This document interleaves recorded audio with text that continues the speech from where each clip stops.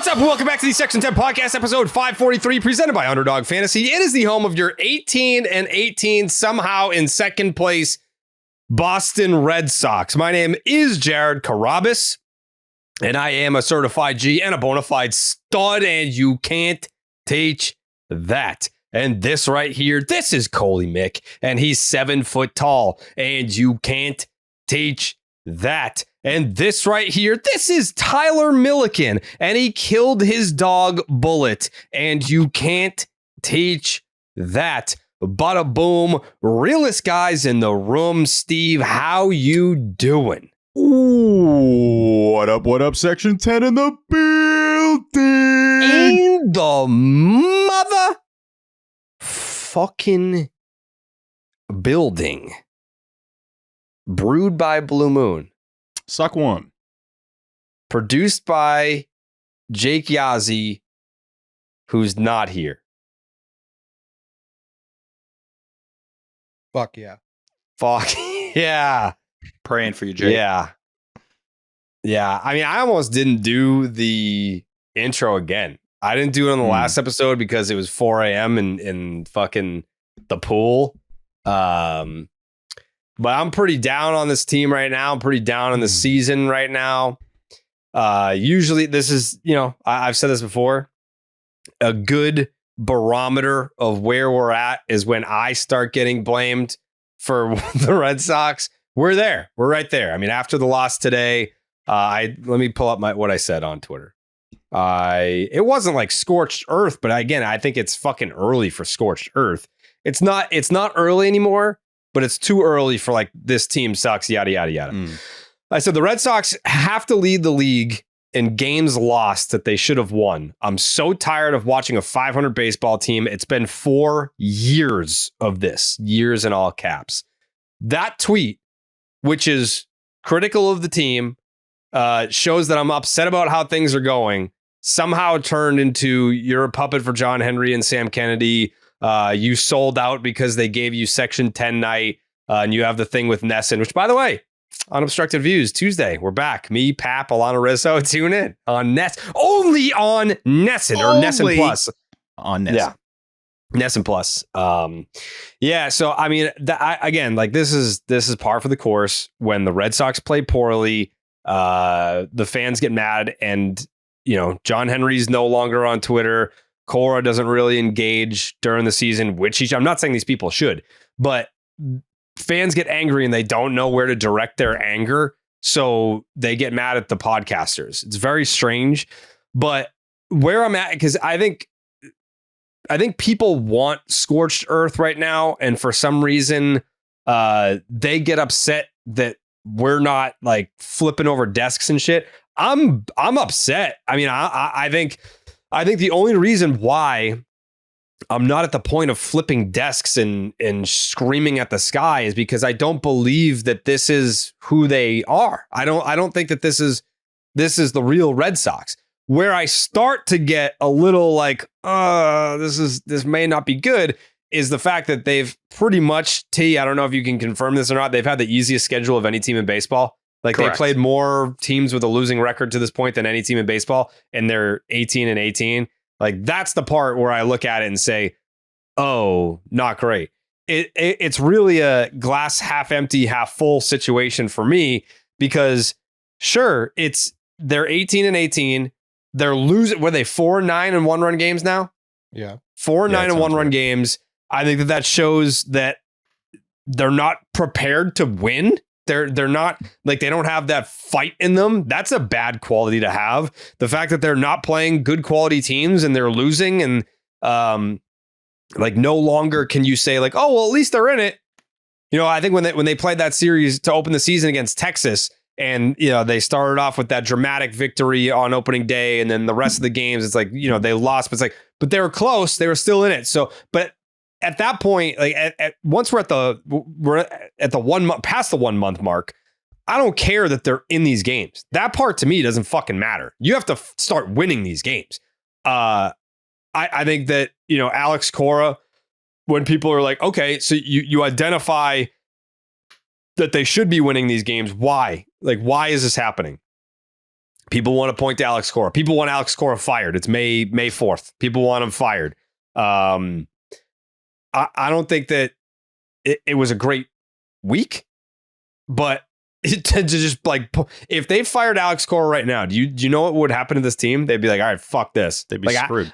Your best player is his lieutenant, is the guy they brought in because him and Alex Cora's relationship is so fucking close. And that was one of his major selling points. I thought that as a society, if you're a baseball fan in 2025, I thought that we all kind of agreed that if you fire a manager, the old school way of like, oh, they're not playing well, fire the manager, or like in other sports. I mean, like in hockey, they still do this. It's like, oh, they lost 6 straight, coach is fired. In baseball, I mean, they ride it to the end, even if it is a guy that they don't quite believe in, or they realize he's not the guy, they'll ride it to the end of the season. To fire Alex Cora on May 4th, like, what are we doing? Like, what are we talking about? They wanted Pete Fatsie fired, and then, they have this week of scoring 40 fucking runs, and it's like, woo, no, we love these guys. Goalie. The Rangers did fire their hitting coach today.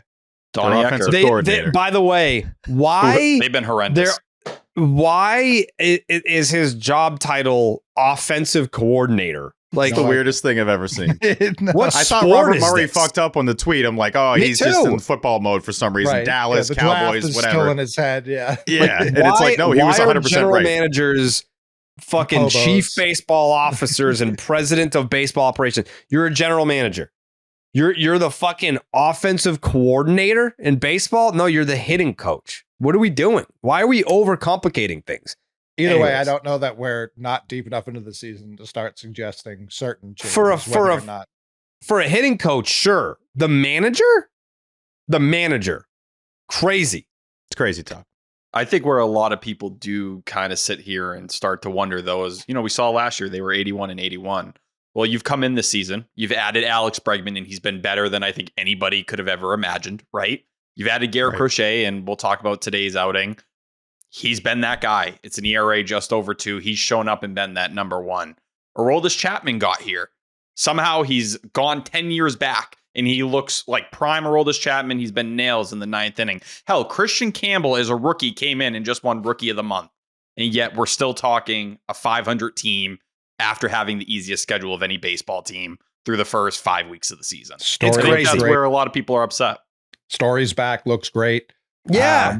Healthy. Would have loved him in there today, honestly. That would have been great. When was the last time he had a day? Like, he does need a day. It's just the idea that David Hamilton can play shortstop, which we've seen for 13 months now that he can't do.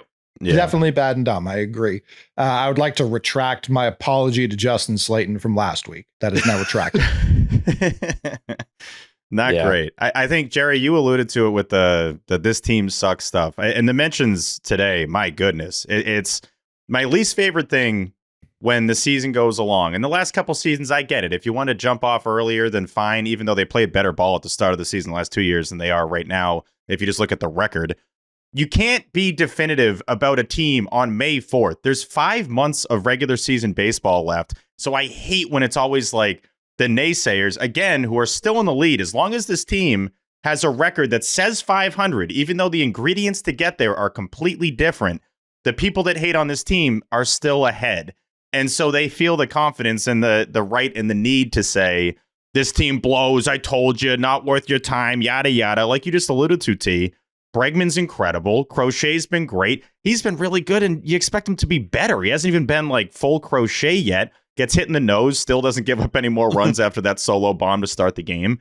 Would have liked if he went a little bit deeper, so probably wasn't as crisp with his pitches as he could have been. But this team doesn't suck. It's just that their record says they're 500. Like they're not there. They should be better than 500 right now. Those 9 one-run loss games. You flip 3 of those, you're in first in the AL East. And I hate doing the what if thing. Oh, if only you won those games, you lost. Like, I get it. But still, they need to learn how to win close games and be a team that can, be in first place in a division that is not good. This is the worst division in baseball right now. Statistically, it's just there's no other division that has that doesn't have 2 winning teams. Every team outside of the Yankees is 500 or below in the AL East. It's a very winnable division. Yankees, I think, just lost a series to the Rays. Like, it's wide open. So to say the season's over, you're just a moron. It's way too early. Right. that was kind of what I was getting at earlier with the glass half full, glass half empty thing. Is I think that you have to paint the full picture. If you sit here and say, well, what is it? The 2 games out? Yeah. We're only 2 games out. We're only 2 games out. You have to look at it that way. No, you don't have to really look at it that way. It's important context. They are 2 games back of the Yankees, but the Yankees are not very good. The division sucks. You have to play better. The point is, when we were talking about this team in spring training, the goal wasn't just to get there. I mean, you want to make some noise if you get there. I don't think that there's any badge of honor if you fucking win the AL East this year and with 87 wins. Like, who gives a fuck? Like, you want to go out there direction, and I guess, but it would, if we would look back on it 5 years from now, if the Red Sox won the division with 87 wins and got bumped immediately, we'd be like, who cares? That was such a waste of our time. Not it's really. Like, whoop-de-doo, congrats on the division title, but it was like a fixed division title. 16 and 17 mattered for 18. Yeah. You can build off of that. And Jerry, you're not wrong with the win total. If you're winning, that would be like the fewest wins I think they've ever had to win the AL East. So like that, you're not wrong with that. But it's still, you need something to build off of. That's why games like today, like games like yesterday, like you got to win these games. You have to start realizing what it takes to win these games, because these wins get you the division. These games are the difference in winning the division. So that's why they got to start building winning habits, especially late in games, bro. I'm sure we'll get into some specifics. I got some stats, but it's like, halfway through the game, they're like, stats are gonna go crazy. Oh, dude, I upgraded them. Yeah, we went to OPS today. It's nuts. It is a little bit of that second half thing of last year, though, where I do believe teams can only take so many of these punches over the course of 162, and to have 3 in the course of 7 days. Yeah, you're going to sit here and look at the record and you can say what you will. It feels worse because you know those losses hurt more than just one game in that sense. When you're throwing away games that you should have won. When you have Garrett Whitlock in there multiple times. It's all they do. Multiple times. It's all this team does is lose games that they should have won. We were talking about identity. That's their identity so far. Yeah. Losing games that should be W's. That's correct. Who they are right now. It's worse than that. It's like we're talking about 16, is 16 and 16 or 18 and 18? 16 and 16? 18 and 18. 18 and 18. It's the path in which they took to get here. And it's like, I could take the 4 and 9 and 1-run games if it wasn't and however many it is when you're trailing after the 6th. Like these games, they're playing a little league game where if they're up after 6, like maybe they'll win. It's still not guaranteed. If they're trailing at 6, it's never been more over. They do not win that game.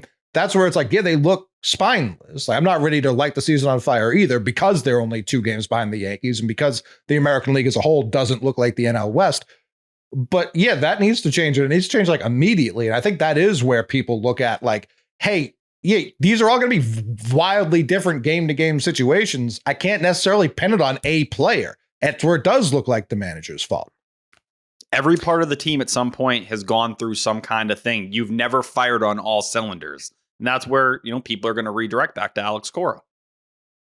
Yeah, and I think that, it's correct to do that. Like when you look at a team being prepared to win, when you look at defensive miscues, when you look at the ability to win late and close games, where else do you start? I mean, of course, the players deserve their blame. I think every time that we break down the series, we can point to certain things that were done incorrectly, that weren't done to the fullest capability. But Alex Cora would sit here right now and say, it starts with me. Starts at the top.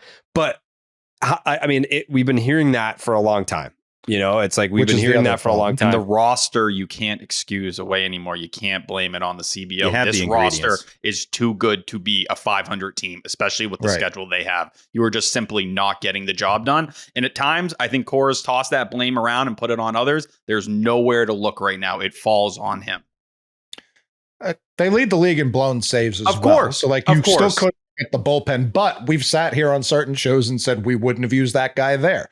I think we're all going to agree Whitlock can't be a guaranteed 2 winning guy anymore. No. Like that needs to go. And this was a problem last year. They weren't easily they're so rigid with how they look at the bullpen that it almost takes too long for them to change it. Like I'm almost shocked Guerrero's up with how poorly he looked when he was in AAA. He gets sent back down, and now you have 4 lefties in the bullpen, and it's like, is this really what you need when you're kind of starving for these impact arms in that 7th and 8th inning? Do we need another lefty in Brennan Bernardino, a guy who they didn't even value his stuff to the point that they picked Joely Rodriguez over him a year ago to start the season and keep him his depth? Like, let Luis Guerrero cook. The dude's come up and done nothing but shine and look amazing. And hell, even the Sox prospect guys made a note. Like, he's been working on a sweeper down there. So, like, ignore what the numbers were in AAA. He came up, he went back to doing what Luis Guerrero does. Clearly, his stuff stood out more than some of the arms you've had in there or filtered over the last couple weeks. I'm not going to say it's us doing this, because I think, we can pretty reasonably come up with solutions for certain situations where we disagree with Alex Cora. There's a huge portion of the fan base that when the team loses goes, Cora sucks, dude. Like, Cora blows, but then they just don't say anything about what they would have done differently. No. So to that crowd, it's like, be a little more creative. Like, tell me, what would you have done in this situation? And then we can add the discussion. I just don't like throwing the blanket statement of he blows and that's all I got today. I'm going to bed. Because there's a certain group, right? Like, that always want to see Cora fail or always want to highlight him as this guy who got lucky showing up in 2018. He's underperformed every year since then. Which, if you followed this team and you've seen the things that played out over the years, you understand why just about anyone with a respectable baseball opinion calls Alex Cora a top 5 manager in the sport, if not better. You can go pin Craig Breslow. We all knew the bullpen was an arm short coming into this year. Guess what? That's one of the reasons why Garrett Whitlock keeps getting pushed to do this, because they don't have the bullets to get it done. I think where people circle back to Cora is, even with some of the roster shortcomings, they're better than what their record is right now. And that's why a lot of those people are going to turn to him again and again. Which he expects too. It's not like he doesn't expect that. Like, there's just different layers of Cora sucks. Like, if you're going to have specific reasoning, what you would have done differently, that's fine. I think AC is always aware of what the alternative is. He feels confidently in the moves that he makes. If it doesn't work out sometimes, then whatever. Like, I made the wrong decision and we lost. But overall, I'm never going to think he's the main reason why the Red Sox are losing. In a scenario like this weekend, just be better. Get somebody on base, start a rally at any point after the 4th inning. Can Cora get a rally going in the 6th or 7th inning? That's where it starts to drive me nuts, where it's the lineup deserves a lot of blame. Of course, the bullpen has been shaky. But you got to start to get something going later in these games. All the runs can't come in the first 3 innings. It's driving us nuts. No. I mean, the whole thing about Alex Cora is no one, all these people that are saying fire Cora, if you were to ask them, all right, then who do you want? Could they give you a fucking name? No. Yeah, they could. They would. Not a lot of them. Jason Varitek. They would say the pitching coach. Or Varitek. That's never happening. I agree. It's not, but I'm saying they would have. I think a lot of people do just want to go to Andrew Bailey. I'm not saying me. I'm not saying anyone, but they would say that name. In years past, they wouldn't have a name. I think a lot of people would just make Bailey the coach. I think if Craig Breslow, if Alex Cora fell off a truck today, it would probably go to Andrew Bailey, because that's his right hand. That's why the guy. Would he be on a truck? I don't know. People drive in cars all the time. Alex Cora got fucking hit by a gorilla. Driving it. You very much said he was town hopping like a hobo with a pinda. You've never rode in a truck if Alex Cora just got sucked up into a tornado, then I think the next guy up got to be Bailey. Yeah. You were making it seem like he was crossing the border somewhere, and they were sneaking him in, and he fell out the back. Yeah, that was crazy too. Maybe it's a spring training truck. I don't know, man. If Cora got in a car crash. A lot of people would say Tech, which obviously that's just the only name they know. But I think a lot of people do want Andrew Bailey as the coach. Yeah, there is a lot of danger in just the assumption of the grass is always greener. It's we'll just do that. For sure. All right, we'll see what happens. I don't know that Andrew Bailey has done the job he's been hired to do perfectly, if we really want to talk about it. No. There haven't been a lot of guys that have gotten better. I don't know. Bello looks pretty great this year. How much is that on Bailey? How much is that on Customs? You know what I mean? How much is that on Connor Wong not catching anymore after seeing the Red Sox doc? He caught him, Friday? He caught him this week. Yeah, he did have one in game 1. For the most part. Yes, best start of the season. Connor Wong. Oof. Underdog just dropped their playoff basketball promo. With the extender, you can play your way to increasingly bigger boosts each round of the playoffs. Start a playoff series by using your Game 1 boost and continue boosting each subsequent game to unlock the next one. The longer the series, the bigger the boosts. So you're going to want to see how serious it gets when that Game 7 hits. Hop on Underdog, the best place to make picks during playoff basketball. And get started right now. Make sure you sign up with the promo code Jared, that's Jared, to get up to $1,000 in bonus credits and a special pick on Underdog. That's Underdog Fantasy, promo code Jared. I even had an exchange after the game where someone was like, why aren't you calling out Sam Kennedy? Sure. And I was like, Get him. admittedly, like Cora did not have the best back-to-back series. Didn't want Cora, wanted Sam Kennedy. John Henry is the guy that signs the checks. Sam Kennedy is like the forward-facing spokesperson of the Red Sox. I don't know how, like, even if you hate the Red Sox and you think that the season's already a dumpster fire and it's a disaster, I'm not sure what Sam Kennedy would have to do with it. I think it's just misguided anger. People are angry and they don't know who to blame. They're blaming That's good. podcasters and fine they're with it. blaming I view the this as a good spokesperson. thing. I guess Years dude, past, there's general apathy towards the Red Sox this time of the year. I think the thing that's hurting the Red Sox the most right now is the Celtics demolished the Magic so long ago and the Bruins. I don't know what the Bruins aren't in the playoffs. There's no playoffs. They don't have enough energy to put over there. Like the NFL draft, people are so high on the Patriots right now. They crushed the draft, crushed free agency. So people are like, what can I bitch about? The Bruins, no one actually watches them, so no one can complain. And then the Red Sox, it's just like, yeah, we're going to have all of our ire towards you right now. So that's been a big part of it for sure. Sam Kennedy's like Wally without the suit, largely. Like there's no reason. Like he's not doing anything that affects. Watch Kennedy just come out and take the ball from Whitlock. Like, AC, I got it. Sit down. Sit down. It's crazy. You suck, and we should like, fire you. I get it. I get it, and I've used this comparison before, and I know Steve can probably relate to it the most. But like, if you're getting a tattoo, in hour 1 by hour 4, that same spot hurts way more in hour 4 than it did in hour 1. And we are in hour 4 of getting tattooed in the same spot as it pertains to 500 baseball.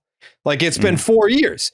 So where in 2022, if you on May 4th, after the playoff run that they had in 2021, are people losing their fucking minds if they're 500 on May 4th? No.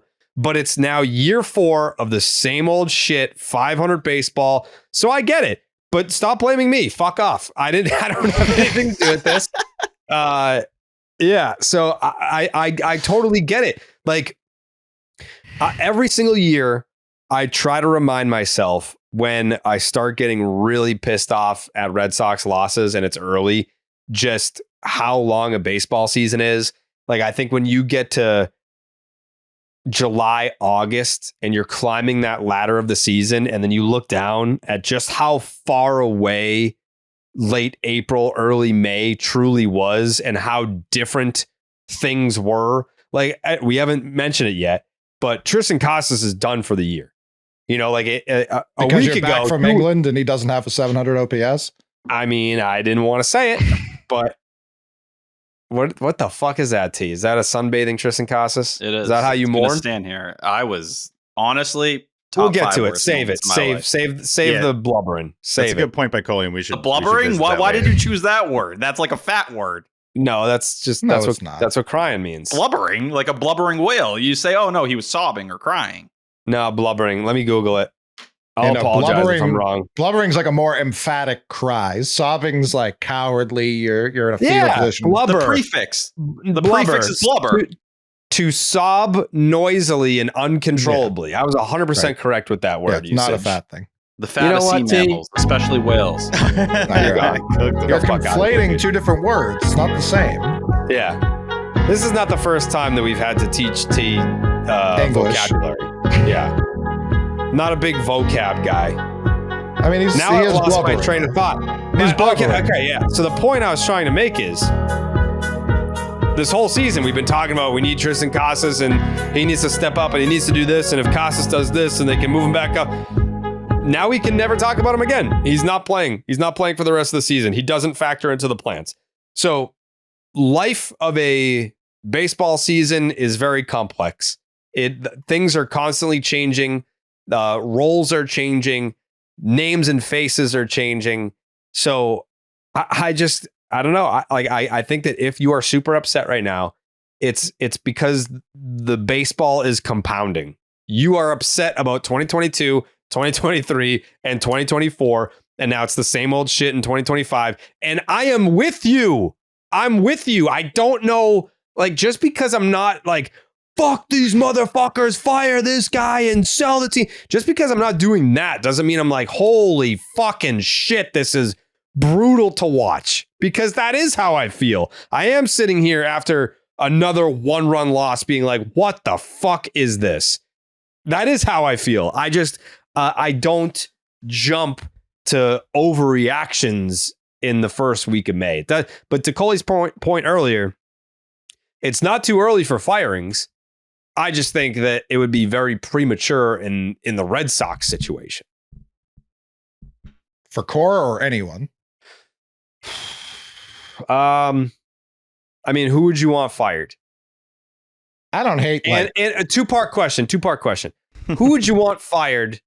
And do you actually believe that firing that individual would have a direct impact on the Red Sox performance for the rest of the year? I don't want anyone fired for financial reasons, obviously. Like, I don't like anyone losing their job, but I'm trying to think of someone. Who are we canning? Who are we getting rid of here? Like someone like seemingly unimportant to the outside, but like that everyone likes on the inside. Like the traveling secretary, like you're gone. Like Ramon Vasquez. Like, are you sending him to Pluto? Yeah, like, sorry, whoever's bench getting coach, like you're done. the tickets for family members. If we can them, that would be tough. But somebody's got to go. Raquel? Yeah. No, Raquel's the GOAT. So yeah, we're not getting rid of Raquel. No. I don't know, one of the peanut guys. I don't know. I mean, I had some stats. You ready for some stats, Jerry? Stevie Stats is my favorite. 100%. And this is a stat called runs.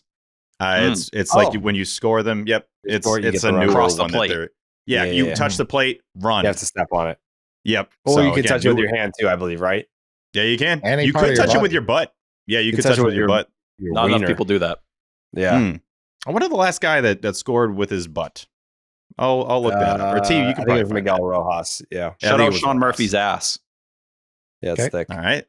I'd take it here. All right. So runs is the stat today for this episode, and they had kind of started to allude to it on the broadcast, which I hate because I was looking up specifics and they were kind of stealing my thunder a little bit. But it was hitting me as the game was going on that, like you guys probably thought, we're watching the same game over and over and over again, and that's kind of been this season where innings 1 through 3, they've scored 79 runs. That's 45% of the runs they've scored this season are in the first 3 innings. Innings 4 through 6. 45 runs. That's 25% of the runs. Innings 7 through 9, 51 runs, 29% of the runs. So they're essentially scoring as many runs in the first 3 innings as they are the rest of the game this entire season, which is a pain in the ass. The inning, Jared, that they've scored their most runs this season, the first inning. That's crazy to me. That actually blew my mind. I would have guessed that. It feels that way. The first inning is not only the inning they score the most runs. I mean, this stat I have coming up here actually coincides with runs. It's called home runs, where you get to round the bases and you can touch all the bases with whatever body part. Normally it's your foot. Yeah. But they have 11 home runs in the first inning. That's the most homers they have in any inning. By the way, that ties the amount of homers they have in the 7th through 9th innings combined this season, 11. So the team's scoring too much early. They're obviously not creating any rallies when they need to, and it's driving me nuts. Jared? I think that there's a reason behind that. And I understand that, if you're a baseball fan listening right now, which I presume that you would, it'd be weird if you didn't like baseball and you were just listening to this. But I think if you're listening to this and you're going, man, that means that they don't have the clutch gene because they're not hitting home runs in 7 through 9. No, it's because like the 7th and 9th innings are when teams are deploying their relievers that throw wipeout sliders and 101 mile an hour fastballs. Like it is much harder to hit in those innings than it is to hit in the first inning against a slop jalop. There's also some blowouts going on in those innings. Tape. So this year right now, they're 23rd in OPS in late and close situations. Now, for those who want that defined, late inning presser situations are defined as any at bat in the 7th inning or later when the batter's team trails by 3 runs or fewer, is tied, or is ahead by 1 run.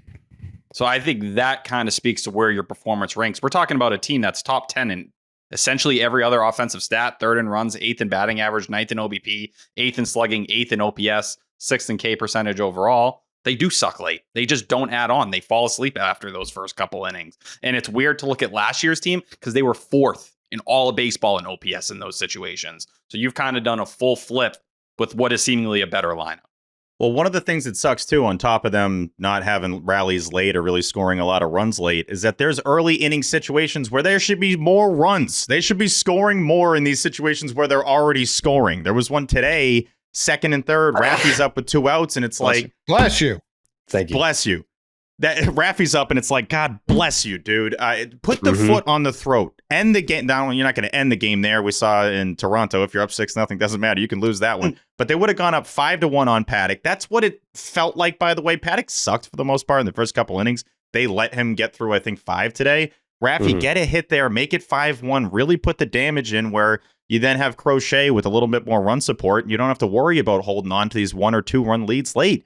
And they haven't been able to do that consistently. So not only are they needing to score more runs late, they need to score more runs early. If you're not going to score late, you're going to have bigger leads early to hold on and have your bullpen, survive at the end of these games. I do think there is something to what Jared is saying, though, for a team that does struggle with velocity at times. You have guys who do not hit 95 plus well. Trevor Story kind of fits right in there. Wilyer Abreu's had those issues. Rafael Devers whiffing 40% of the time against fastballs. Like, those are a lot of the guys you're looking at in the middle of your order and hoping for them to come through when you're seeing, 98 to 99, especially this Twins bullpen at the end of their games where you're seeing sometimes 102. That stuff does ring very loudly. Duran is fucking ridiculous. Filthy. Yeah, absolutely disgusting. I saw someone get 2 hits off him, though. I thought of you, Cole. I definitely did. If fucking anyone is going to get a hit in a big moment or get on base, it is Ceddanne Rafaela. Any other time, you're fucked. But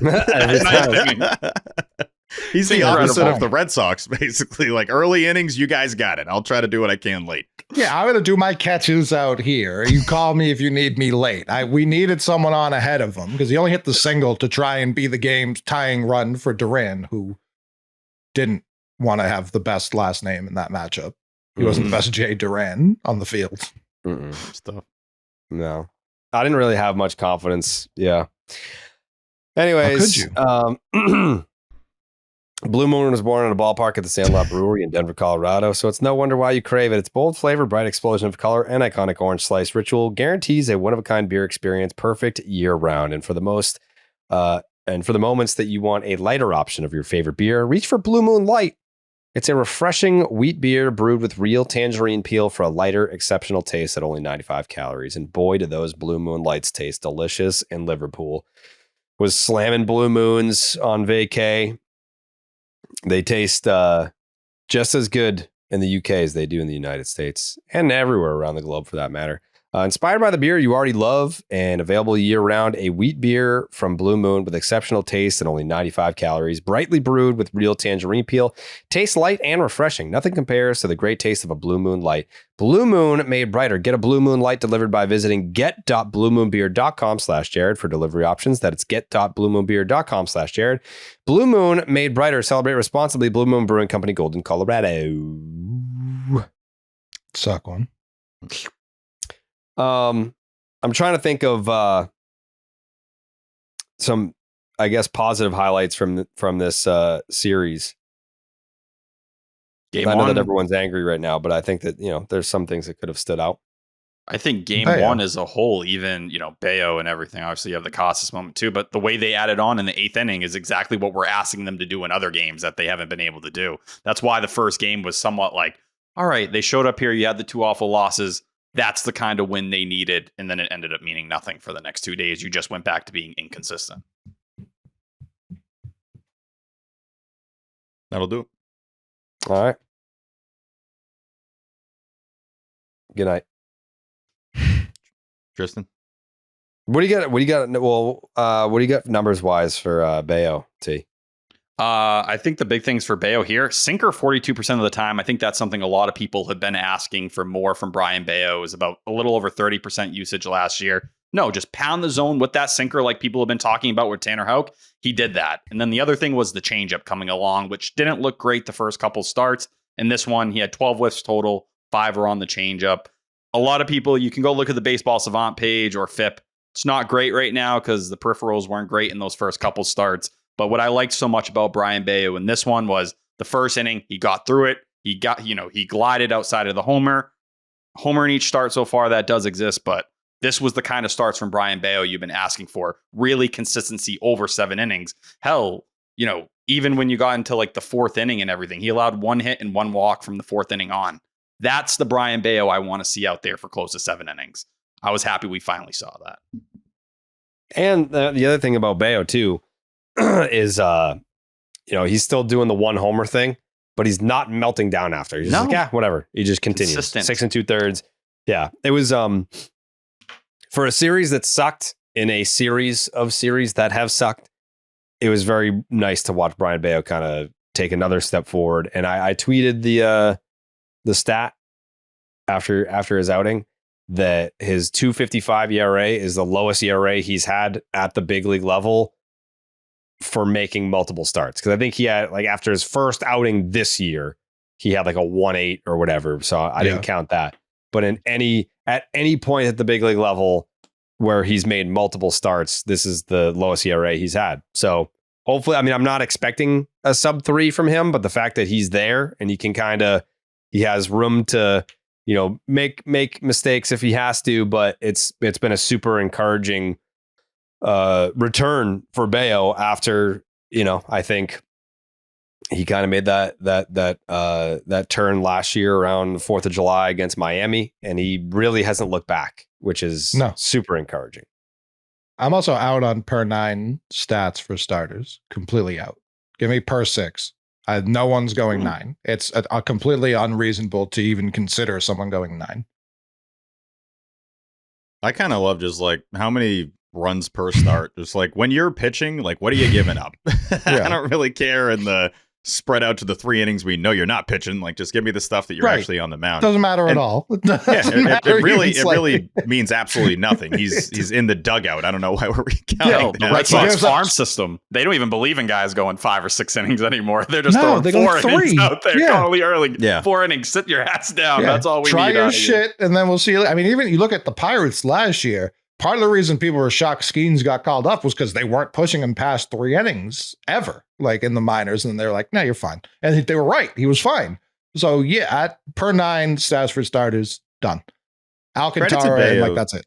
Credit to Bello, man, because there is a scenario where we would have needed to be a little patient here, let him get settled into the season. And he's like, nope, I'm just going to be really good right out of the gate. Of course, he had to grind in that first one against the Mariners. 1 earned is a little misleading. That could have been way worse in that first inning, but no, he's been consistent, and the homer thing is funny. It's specifically 1 homer each start so far. So he's just like, I'm going to give that up. Like somebody in that lineup, you're going deep today, but that's it. No one else is going to do it. So they need him desperately, especially, with Buehler on the IL and some of these other guys not living up to what you expect.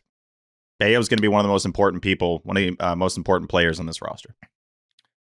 I thought Dobbins was still strong too. And I know people were like, Cora should have pulled him. I saw people call it out in real time. I was one of those people. Listen, Cora was right to trust him to get out baseball Bronny James. Like if you're giving up home runs to Cody fucking Clemens, that's on you, pal. And I still believe in Hunter Dobbins. He's looked great. He even afterwards was like, I didn't have my best stuff, which I do like. Normally I'd be like, that's an excuse. The Red Sox have been ping ponging this guy around way too fucking. He just should have been up for most of the season to this point. They didn't. That was on them. I fully believe in his next start will be better than this one. Home run to Cody Clemens is brutal. I can't stress it enough. So bad. It was also the double play that wasn't turned earlier in that game that ended up costing him another run. Ended up being really big when you look at the score and you lose by 1 run. David Hamilton, again, showing up there with just not being able to turn a double play that you have to. And that screams last year. I do think with Hunter Dobbins, since he hadn't pitched a ton recently as they kept pushing him back, if there was a day maybe to be a little aggressive, considering what the 5th inning was with the bases loaded and he found a way to get out of that, to me, that felt like one of those moments where I was like, oh, he emptied the tank there. Like that was him working out of that jam for a guy in his 3rd start, facing the best team he's faced compared to the Cardinals and White Sox. I thought with Bello going 6 2/3 the day before, and I think they only used Hendricks and Justin Wilson to finish that game off. Or no, they used Greg Weissert too in that first game. That was a spot. Didn't he struck out the side? Yeah, no, he's nasty. And Greg Weissert deserves a lot of love for what he's doing. But in that spot there, I would have liked to see them be aggressive with Slayton, Whitlock, Chapman, because it felt like that was a game you were in control of and you had a chance to win. But they knew Whitlock was going the next day. Sure, you could have used him the day prior. Can we have the Whitlock discussion now, please? Mm-hmm. I don't think Stop it's a complex using him for one. 2 innings. Yeah, there you go. He's not a 2-inning guy anymore. Yeah, like it's not 2021 anymore. It's 2025. I get that he can do it, but can he do it well? He hasn't. I don't know. I don't know why we are shoehorning him into this role. I don't think it's necessary. I'm not. It would be a much different conversation if I felt like the Red Sox had, a long list of trustworthy options. They don't. So he kind of has to be the 2-inning guy, because it's like, all right, we've got a 2-run lead. You got to use Whitlock for 2 because we don't trust anyone else to build the bridge to Chappie in the 9th. Especially now that Slayton has been what he's been his last 3 times out now. Like it's 3 consecutive outings that he has given it up, not looked super great, which sucks because spring training, we were talking about, all right, well, they might start the season with Chapman as the closer, but it's only a matter of time before Slayton takes over. And it's like, well, I don't think that he's anywhere fucking close to being able to take over for Chapman. Even in April, before that Toronto outing, he had almost thrown a no-hitter as a reliever. He had like 24 or 25 consecutive outs without giving up a hit. Like he was he's got dominating no runs for that in all stretch. of April. Yeah. So it's tough. I think for Whitlock, it's a tough combo because I do think it goes back to them using him this way because they know they're an arm short and it's essentially a cheat code for them some days to eat up that bridge into Slayton or Chapman, whoever it is, or pitch those last couple innings if those guys aren't available. In 5 out of his 6 of his multi-inning outings to start the season, he didn't give up a run in his second inning of work. The last 2 outings are the ones where it's happened. The other one, he had a multi-inning against St. Louis where he gave up runs in the first one. It's tough. I'm not out on Garrett Whitlock pitching 2 innings. I still think he's capable. I just think, unfortunately, you throw slop in the middle of the plate, you're going to get hit around, and that's where he's been. And that usually isn't Garrett Whitlock, but so far this year, he's been giving up barrels. That is part of his game, and ultimately, it does come to feel in certain spots, whether you push a guy or not. I was okay with trying to push him for 2 today. I'm not out on it as a concept. I'm out on it as an automatic every time. Well, I think they've gone away from it, as we've seen, because we bitched about that earlier in the year, that you were burning him some days when you didn't need to. That Orioles series where it was like, you're up friggin' 5 runs. What the fuck is he doing out there pitching? Like, save him for another day. You don't need to do this. But we've seen them pick and point for those 1 innings. I think recently they've done it because it's out of necessity. When you have Greg Weissert at work like he did, it's like, all right, who else do you depend on? Yeah, I think I just disagree that it was a necessity today. Who would you have gone to? Like I would have just gone to Slayton up 2 as opposed to Slayton, tied? Yeah, it came into a 3-3 game, yeah? So you would have went to Slayton in the 7th and then just figured out What the did he 8th come in? inning? Because Did he only go 5? For today's game as a whole, we got 5 from Crochet. Yeah, I thought he went Whitlock 6. for 2. Yeah, no, it was I thought he Whitlock went for 2. It felt like 6. Slayton and then Chapman. Yeah. So then, yeah, I would have brought Weissert in the 6th. I wouldn't have went right to Whitlock. What part of the order were they in? I guess that dictates it too. You couldn't go to Weissert because he pitched game 1 and game 2. Oh, he did pitch 2. For some reason, I thought he only pitched 1. So I think that's where you get it. Liam Hendricks is probably the alternative. And hey, I think this is where you sit and you say, I would have liked Luis Guerrero on a day like today. It would have been nice to have him there, who Brennan Bernardino in his one situation coming in the series gets eaten up by a lefty and can't get Hunter Dobbins out of that mess. Another run comes across. But I think that's a spot where you'd like Luis Guerrero. To Liam Hendricks' credit, he's had 5 straight scoreless appearances now. He looked great today. Today was comfortably the best he's looked. It didn't matter, but it was comfortably the best he's looked. Who's a lefty from Brockton, but doesn't claim he's from Brockton? Newcomb. Yeah, Newcomb for some reason is like K per 9. He's basically what Crochet was last year. So, well, to me, that's it. It's like, no offense to Bernardino, you do have Newcomb in there who has some swing and miss stuff. Like, I'm not telling you he's as good as Bernardino, but is it worth having Bernardino over a Guerrero? Bernardino does. Like, has he been good since the first year he was here? Genuinely. Yeah. He had a really good first half last year. He was lucky and it fell off. He didn't make the team. No, but he was up a week later, and then he was like arguably their He's been second or good this third best year. reliever. T, back me up on this. Oh, the numbers are good. I will say in this series, he disappointed me. It's a 2.31 ERA, a 3.48 FIP so far this year. But all I'm saying is they don't trust him for high leverage spots. That's Justin Wilson's spot. We get that. You have Sean Newcomb. You have Aroldis Chapman. Do you really need Brennan Bernardino low leverage? Newcomb's starting. Yeah, he's your long man. He's Chase Anderson. Is he not starting in this next series? I don't believe so. No. Unless I missed something. Is Giolito dead? Yeah, Giolito's got the first game, I think. Yeah, Giolito is starting game 1. Giolito, Houck, Bello. Yeah, Newcomb's been out of the rotation. He's made 2 bullpen appearances. Yeah, that's why Dobbins is up. Exactly.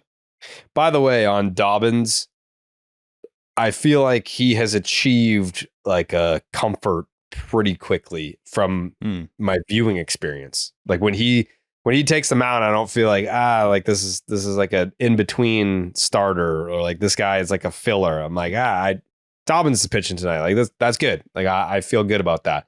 He achieved that rather quickly, and I don't know how to attribute that to. I guess it's T's glazing has done a lot of that. That definitely helps. Sure. He's gotten out of that TBD zone. You're right. When he's on the bump, I'm like, we got a guy. There's someone that knows how to pitch that's on the mound. To the Dobbins point earlier, the last time he had pitched before May 3rd was April 24th.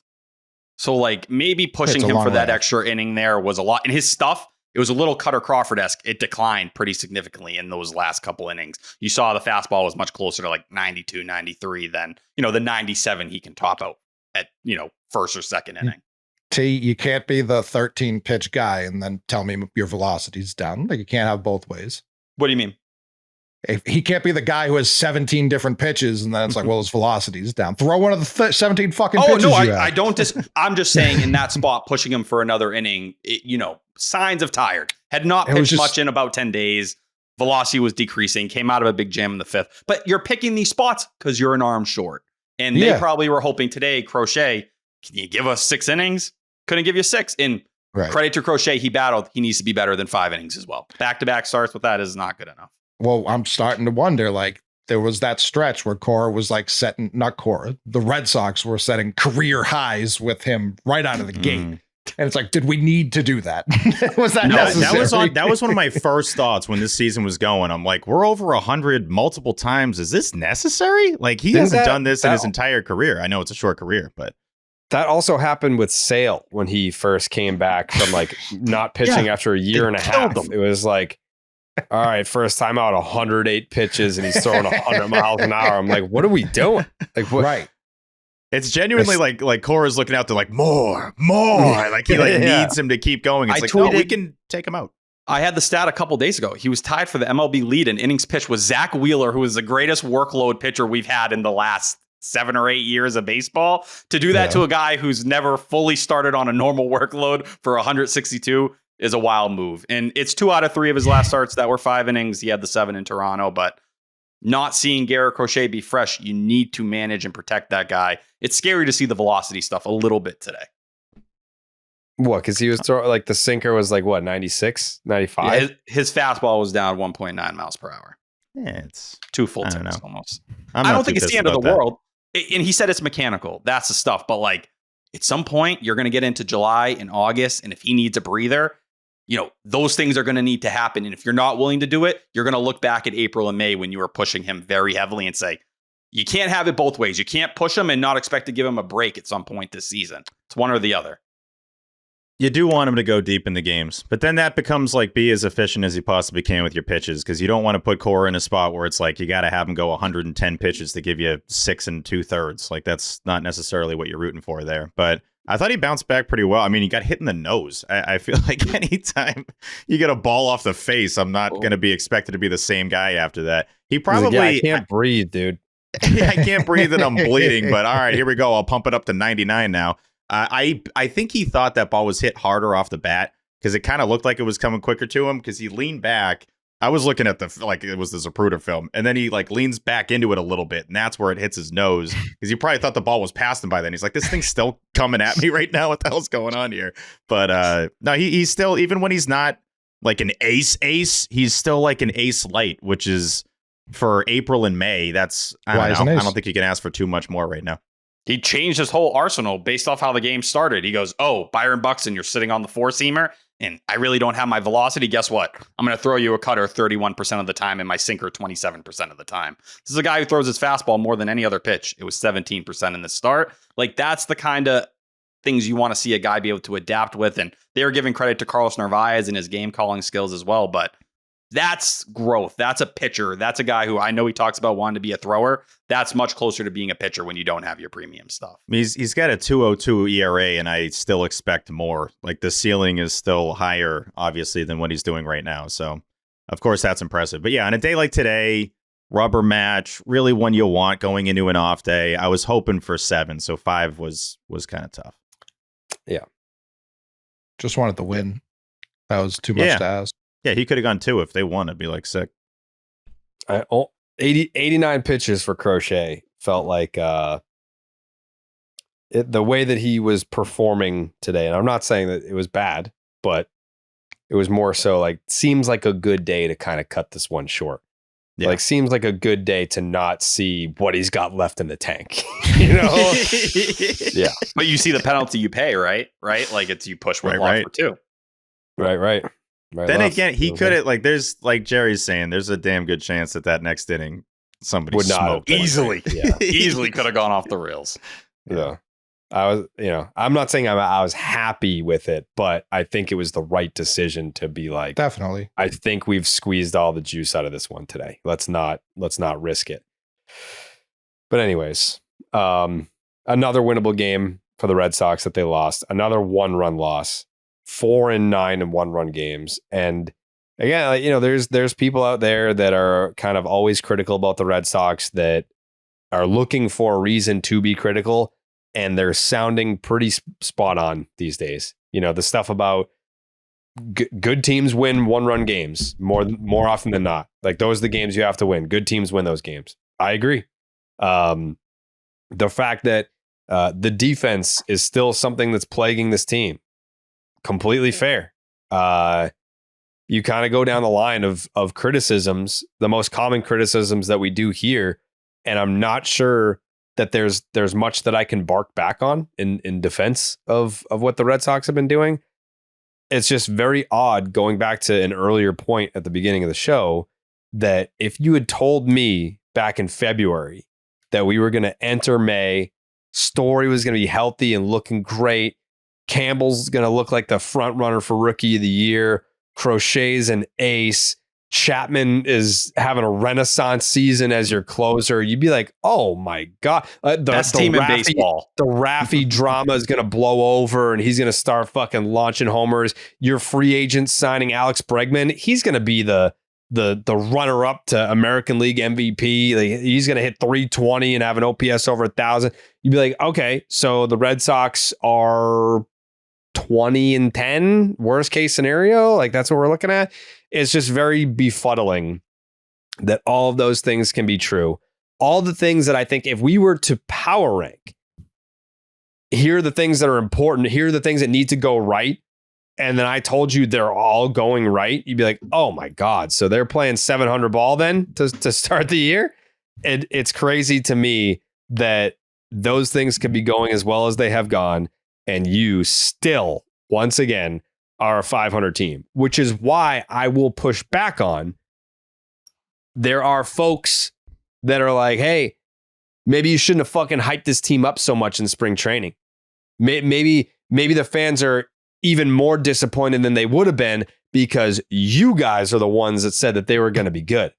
Well, I still believe that they're going to be good because, like Coley said earlier, there's still 5 fucking months to go. There's still plenty of baseball left to be played. There's still plenty of time for them to, again, it's not like it's a dumpster fire. It's disappointing. It's aggravating. It's frustrating. All of those things. 500 is all of those things. But I think what I've kind of been saying all along, and I've had to use this point with Maz on 98.5, the fucking Sports Hub. This team, we don't know who the 2025 Boston Red Sox are until Roman Anthony gets here. We don't know who they are until part Roman of the Anthony gets frustration here. here. that's part of it, no doubt. But even like, I think I think you're kind of pushing it if you're like, well, we won't know who they are until Meyer gets here too. I hope we see him this year. I don't know where he fits, but I hope we see him this year because I think that's your best. Wherever he fits in, however he fits in, I do think that's your best team when Roman and Meyer are up here playing with Campbell. But for now, I'll take Roman and be very, very fucking happy about that. It's just a matter of where he fits in. It sucks that he has to be a savior because that's what I haven't wanted this whole time. But I now don't that think I'm that it's thinking a about savior it, situation. It's when kind it's of a just 500 fucking team that's underperforming, it is a savior situation, which sucks. I think he can be the savior, but I don't think people expect that of him. I think maybe people they do. absolutely Maybe they expect do. that He'll of be him right framed now. as that, though. That's He'll the be unfortunate treated. part is he's going to He has get to be that. Bonds now. If he goes 0 for 4, I mean, Campbell went 0 for 1. People were like, this guy's not fucking ready. If he goes 0 for 4 in his debut, people are going to be like, we were wrong. He actually sucks. Like, get him out of here. Yeah. There's going to be unfair expectations on Roman Anthony, but he seems like the kind of kid that's not really going to be fazed by that. So I'm not super worried about it. But yeah, that's going to exist regardless for the number one prospect coming up. It's just you wanted him to be added onto a first place team, which this team should be in first place right now. If you ran this season back, 10 times, like I feel like they're playing the most annoying version maybe of those 10 times that they possibly could be playing. And again, I hate being the guy that's like, if you just flip those 1-run losses, we're not talking about like the craziest alternation to what has happened already. No, you're in but, first like, place if you just play how you should. I think that what we've done in the past in situations like this is we're like, all right, take those 1-run losses and let's just say that half of them were wins. What would the record look like? And you can do that with this team and they're a first place team. If you say a third of them are wins, you're a first place team right now. Yeah. 3 out of 9 of those. That's all. The bar is very low. It's low. Very, very, very low. To the detractors' point, though, this happened to the Padres 2 years ago, where they just did not. It was like September the first time they won a 1-run game, and they just missed the playoffs because of it. Like this is a thing that has plagued teams in very recent history. It's part of your DNA now for a month. Yeah. And the thing is, you need to show that it's not part of your DNA. The tough part when it comes to that then being paired to Cora, though, is like, what specifically is he going to do? Obviously, you want to push the right buttons at all times. But I always wonder, and I kind of floated this earlier in the season with the defensive stuff, where, defense has still been a problem. It hasn't been as bad as it was the last couple of years. What is Cora going to do that's going to get this going in the right path that isn't just bringing in the right reliever at the right time? Like, is he going to start to get, like, yelling in the clubhouse? Like, what's that? Because that's not really, doesn't seem like that's he's his already thing. done it once. But he's everyone's saying he's a once. player's manager. If anything, I think he always leans, and you see it in the pressers. T, I know you see this every presser. Cora's always going to lean to hey, he's going to figure it out. He's going to be fine. That guy's going to be all right.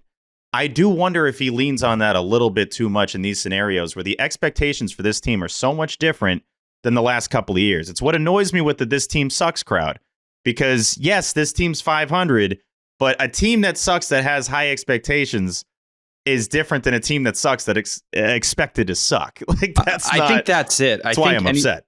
That's the right way to frame it. When you just have a roster that doesn't get to the win total or play to the level they should with their talent, that's when it falls on Cora. At the end of the day, can he make Garrett Whitlock not throw the ball in the fucking middle of the zone, a shit, sweeper or a shit changeup? No. Can he make Justin Slayton not go, from having guys down 0-2 and then not be able to finish them off again and again, which Slayton continues to highlight? No, he can't do that. I think there is some of the pulling starter stuff, which we've had multiple times now over the last 5 or 6 days.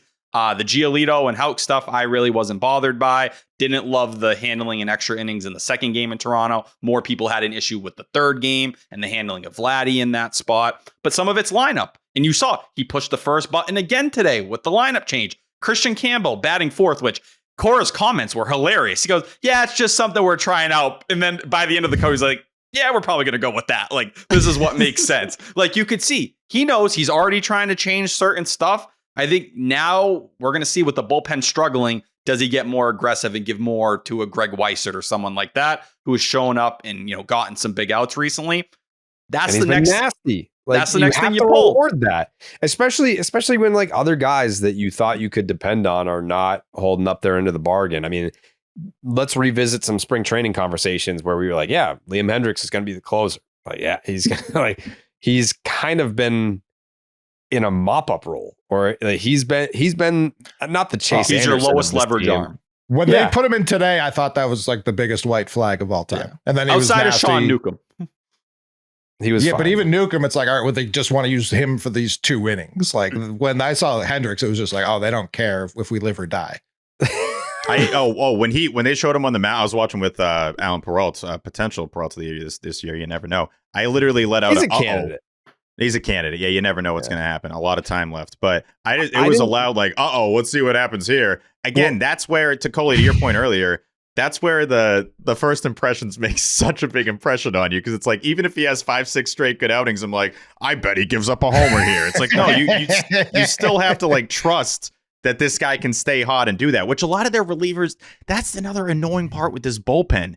When you have a certain guy come in, and this is why we live so life and death every day with this team, you just remember what he did the last like 2 outings a lot of the times. Sure. And you don't look at that stretch for like all of April. Slayton gave up no runs.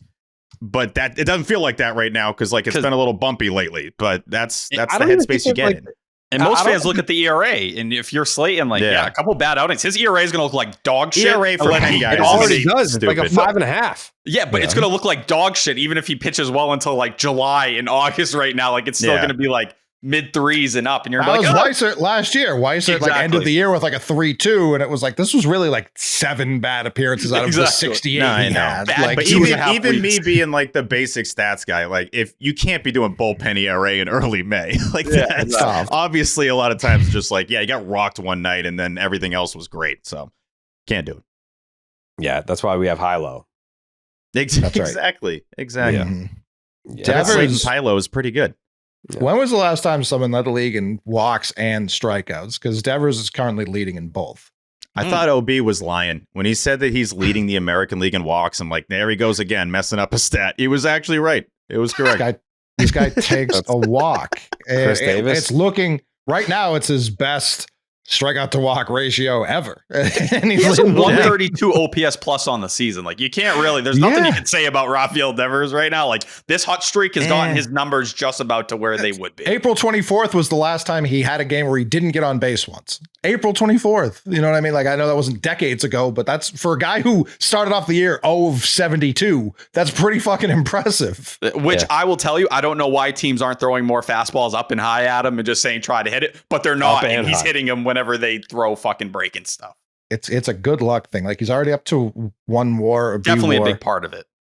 Well, people were freaking out, 10 days, 15 days ago. You looked, he was getting very unlucky with a lot of that. I do think the weakness, if you're game planning for him right now, is velocity, because that's what he whiffs at the most out of any pitch. But that's always been part of his game. I think someone had mentioned it in our chat, and I agreed with them. I would love some more big hits late for Rafael Devers. He's hitting 100 in late and close situations, and understandable. The whole friggin' lineup's not having big hits late. I get it. But you're the face of the team, one of the faces of the team. I would love those big swings in late game situations. We haven't had a lot of them. But he's hitting 430 in his last 2 weeks. So the person who said that said, I wish he was like Aaron Judge, and I was waiting for someone else to say something, because I can't be the only person to be talking common sense in that fucking chat. High leverage situations, Steve, and person who wrote that in the chat. He has an 14 OPS this year, not career, this year. Jaron Duran has a 400 OPS in late and close or high leverage situations.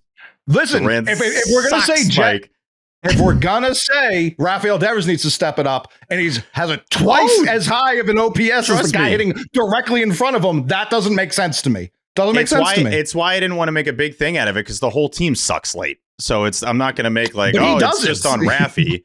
What's the 800 OPS? High leverage situations. So he's at 21 at bats. What do they deem that as? So that's just like throughout the game, though. Obviously, isn't that like close games? I'm pretty sure it's the definition I gave you, right? It's win expectancy and run expectancy stats. How is he hitting 100 in late and close, but has a 820 OPS and high leverage? I don't understand that. Because unless they deem that like the highest leverage situation is in the 4th inning or something. No, that's kind of what I'm saying. So if those are like spread out throughout the game, then that's fine. Like that's a different stat though. Like that, Correct. And that also sums up this team, where it's like there's obviously not all big at bats are in the 7th to 9th inning. Some of the biggest ones are going to be in like the 3rd or 4th inning, and that happened in the this game in the finale where like Rafi was up in a big situation and ends up grounding out. And it's like, I'm not anti-Rafi. I mean, Rafi's the guy, and he's actually come back to earth in a good way, and he's crushing it lately. I think it's an 8-9 game hitting streak, whatever it is. But just as a whole, the team needs to hit late. To be in game one, he did have the big hit in the 7th to put you up 3-1, right? Of course. That was until they piled on the game-winning hit. Yes. Like that was like a 2-run single with 2 outs, I think too. That was a huge hit. It was after the this isn't just like right? it sucks, and we know this, but it's tough to have just like a blanket stat or like statement for everything. There's so many different games and situations. It's just overall they obviously need to produce more in late inning situations. As a whole, though. As a whole. 2 outs, runners in scoring position, which can happen at any time, no doubt. That is 1128 OPS. So it's like we know a lot of guys on this team have been coming up with 2 outs, runners in scoring position, and just shitting down their leg.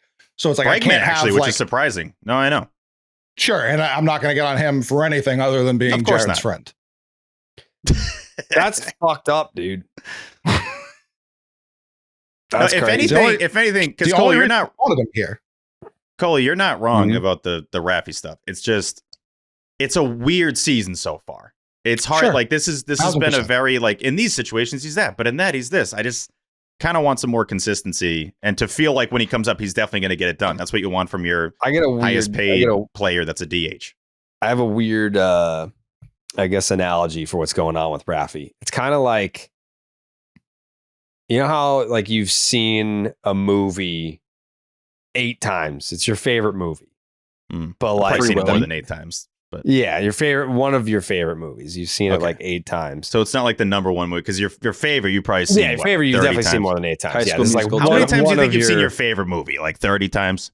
Titanic, at least 50, probably more. Okay, Ocean's 11. I'm probably around 50 or 60. Yeah. So like one of your favorite movies. Like let's say like not the but not the top one. It's like it's in the mix. Of all right. So let's say it's your favorite movie. Your you've seen 7th favorite times. movie. Yeah. Okay. Yeah. All right. This is your 3rd favorite movie. You've seen it 35 times. Okay. And like at the end, everything comes together and it's like the feel good, like, yeah, like you get to that point where, you know, because in every movie, there's an antagonist and a protagonist, and there's adversity that the protagonist has to overcome. And the antagonist is a motherfucker. There's always that one thing that's just like, this isn't sitting well with me. But you know, because you've seen the movie before, once you get to the end, it's like, like everything is the way that it's supposed to be and everything is perfect and it's a happy ending and now I feel satisfied. That's kind of what this Rafael Devers season is, where right now, if you look at his numbers, you're like, this bothers me because it's not a Rafael Devers stat line. But deep down, I know when we get to the end of the movie, it's going to be like, like he's hitting 278 with a 912 OPS or like an 878 OPS. Yeah, like I know that we're going to get the happy ending, but right now we're in that, you know, adversity where it's really annoying to the viewer because it's like, I just want my hero to thrive the entire time, but that would be boring if the hero just won all the time. So that's where we're at with this Rafi Devers season. I think it's one of the best comparisons you've ever made. I'll say that because I think it's completely accurate. One thing I'll add to that, Jared, is we've done so many of these shows and talked about Rafael Devers, probably more than anyone, maybe in Section 10 history. Mm-hmm. When I say his name and I'm about to say something negative, my brain goes, don't be stupid. Like, don't say something negative about Rafael Devers because it's just not going to age great. So it also kind of, you know, goes to that point of whatever's happening right now, we know at the end of the day, he's likely going to produce. He's likely going to be in there, figure out the fastball thing, whatever. He's going to put his numbers up. He's also just a little bit of a different hitter than he has been. And I think that's hard for certain people to realize. The OBP is better than it's ever been because he's walking. Exactly. The best eye in the sport. Is Coley saying he doesn't chase the AL. For a long time, Rafi was known as the chase guy. Like he was going to go out and make contact with pitches that nobody else fucking swings at. Well, this version of Rafael Devers, the average hasn't quite caught up yet, or maybe the power numbers haven't as well. But the walks, the OBP's higher. It raises his profile in that way. And you know, with the way he's hitting the ball, those hits, they're going to continue to come like we're seeing the last 2-3 weeks or so. His OPS plus is higher than his career OPS plus. Right now, it's 132 to 127. So it's like that'll level out too. It may go down a little bit. That chase percentage, 81st percentile. Mhm. I think last year, 35th. So yeah, that's probably one of the biggest ones that jumps out so far. Which may be a negative. Like I know we've had this debate. Because he chases and can hit homers. Yeah, exactly. Like so when he does have to swing at the one, I'm not going to call him Duran, Johan Duran, or throws Duran. like he typically does golf that one out, but since he's not swinging at it anymore, he's not used to swinging at it. So yeah, and I mean that's the filthiest pitcher maybe I've ever seen in my life. Like I feel like every year we see him and we're like, who has anyone ever hit that guy? And no, they haven't. So yeah, I wouldn't hate him opening up a little, but I think mostly we all want him to play first base, right? I am Okay, so and I thought the Nesson broadcast was one of the most fascinating things to listen to. Just it felt like we were hearing things that are talked about behind closed doors out there, but not firmly, just thought about and theorized and played around with like some Play-Doh. To float the idea, like I would love if I bet they'd love if Rafael Devers went up to them and told them he wanted to play first base. And like, when Alex Cora said Rafael Devers is the DH, he said right now. I rescinded. Okay, sorry. That's I all. want him to I'm change done. his thought. Go ahead. Jared. So a couple days ago when this all happened, actually, you know what? Let me talk about what Hims happened? for a second. Well, let's talk about Hims for a second. Yeah, I was going to say. Just for a second. Close your eyes and imagine what you'll look like 6 months from now. How's your hair look? The same? Now picture how your hair would look if you started using Hims. If you're picturing the same as you before, the same you as before, I can't read, dude. But with much thicker and fuller hair, you'd be correct. Hims provides you with convenient access to a range of hair loss treatments that work, all from the comfort of your couch. Hims makes treating hair loss simple with doctor-trusted options and clinically proven ingredients like finasteride and minoxidil that can regrow hair in as little as 3 to 6 months. Choose from personalized, chewable oral spray and serum treatments to find what's best for you. The process is simple and 100% online, so there are no uncomfortable doctor visits. Answer a few questions, and a medical provider will determine if treatment is right for you. If prescribed, your treatment is sent directly to you for free. No insurance is needed, and one low price covers everything from treatments to ongoing care. Hims has hundreds of thousands of trusted subscribers, and they can help you get your confidence back too with visibly thicker and fuller hair. Start your free online visit today at hims.com/section10. That's HIMS.com/section10 for your personalized hair loss treatment options. hims.com/section10. Okay, so we want to have the Rafi first base discussion, but we've got to get there first. Why are we having a Rafi first base discussion? It's because Triston Casas blew out his goddamn knee over the weekend, and it looked horrible. I felt horrible watching it. I think it was pretty apparent in the moment that he was done. Like because I've never had that happen, but knowing people who have had like serious knee injuries, they're like, yeah, like you feel the pop and the pop hurts, but then you don't feel much after that. And Casas went down. This is a big boy, by the way.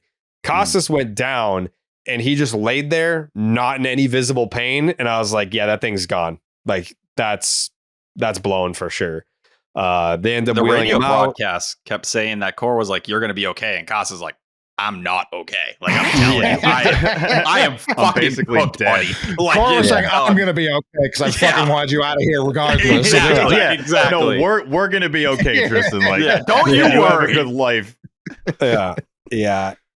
Him getting carted off, his face said it all. It was like, I'm not coming back. Like I see in 2026, maybe never. Like, not in terms of his career, but like, who knows if he's here.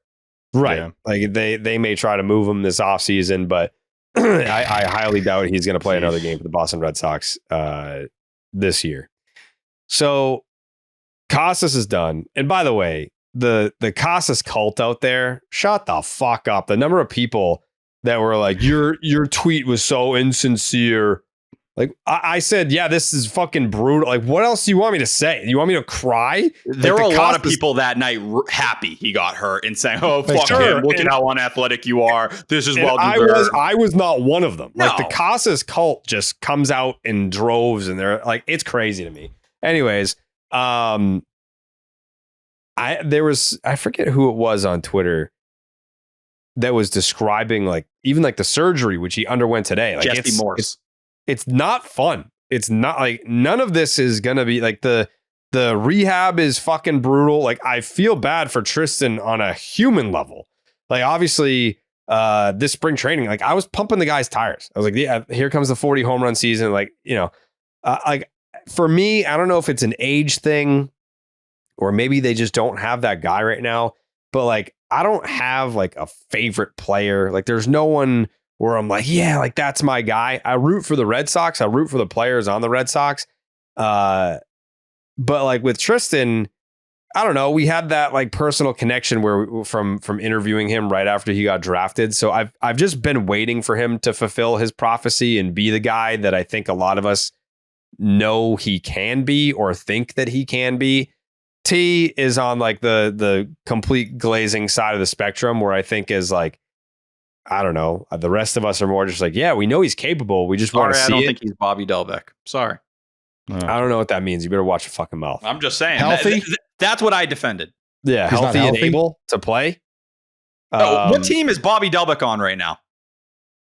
Technically still the White Sox. Yeah, he's in the organization. He's not on the big league club. You're not on any big league club, so shut the fuck up. You're right. Oh, that's something me and Bobby Delbeck have in common. No, shut up. Thank you. But with Casas, I did Alex Cora just like straight up say like we're more athletic now? Like he basically Did he? I missed that the quote? He's like, we just got so much better. Yeah. Hold on, let me. This is huge for us. I don't want to misquote. It was a different Cora than the Cora you saw last year in Pittsburgh when the injury happened, and Cora looked like he found out his entire family had been taken out in some horrendous crime. This time around, I think he showed a lot of I think sympathy talking about Casas the person, and something I was happy he highlighted was we have to beg this guy to be away from the ballpark. Like he is that obsessed. He is there 10 a.m. We tell him, please wait, give yourself time. Like they highlighted the things about Casas that a lot of the Triston Casas hate crowd, and shout out Ian Kundle, who called them out 2 episodes ago on the Sox Prospects podcast, talking about just how ridiculous some of the conversations surrounding Casas, comparing him to Dalbec, all those different things that have existed out there over time.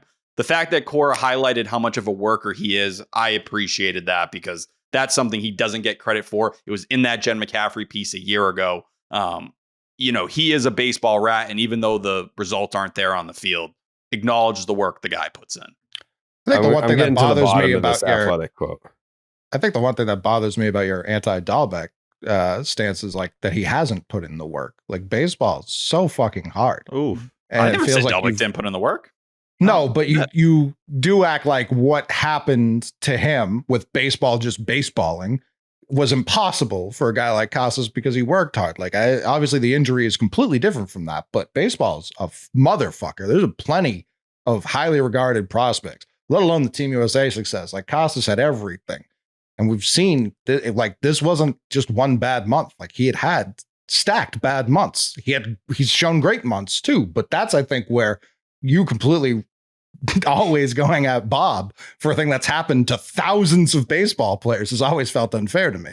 I just think it was a different tier of player, and we've had the conversation with the stats a million sure, times. I don't disagree with that part either. In a different tier, and when I make fun of Bobby Delbeck and I talk about him, it's never saying the guy is not a good guy. It's not that he doesn't put the work in. It was never that. It was the result of watching the guy for 4.5 years try at the big league level and get considerably worse every single time he appeared, to the point where the only organization that was willing to pick him up was the White Sox, and he lasted 2.5 weeks after they. Why are we talking about Bobby Delbeck? I didn't bring him up. That's what it came to. Yeah, no, I don't. You did bring him up. This is a waste of a conversation.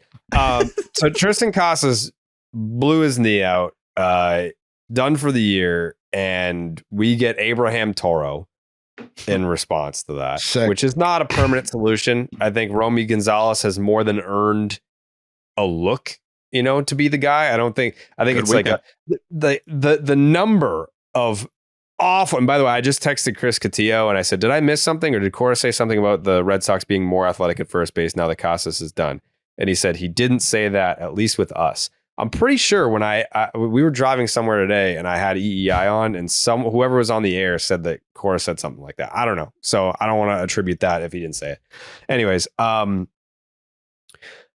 Gonzalez deserves, at least because he's right-handed as well. Like he has not been a slouch offensively. I think that he can handle it defensively.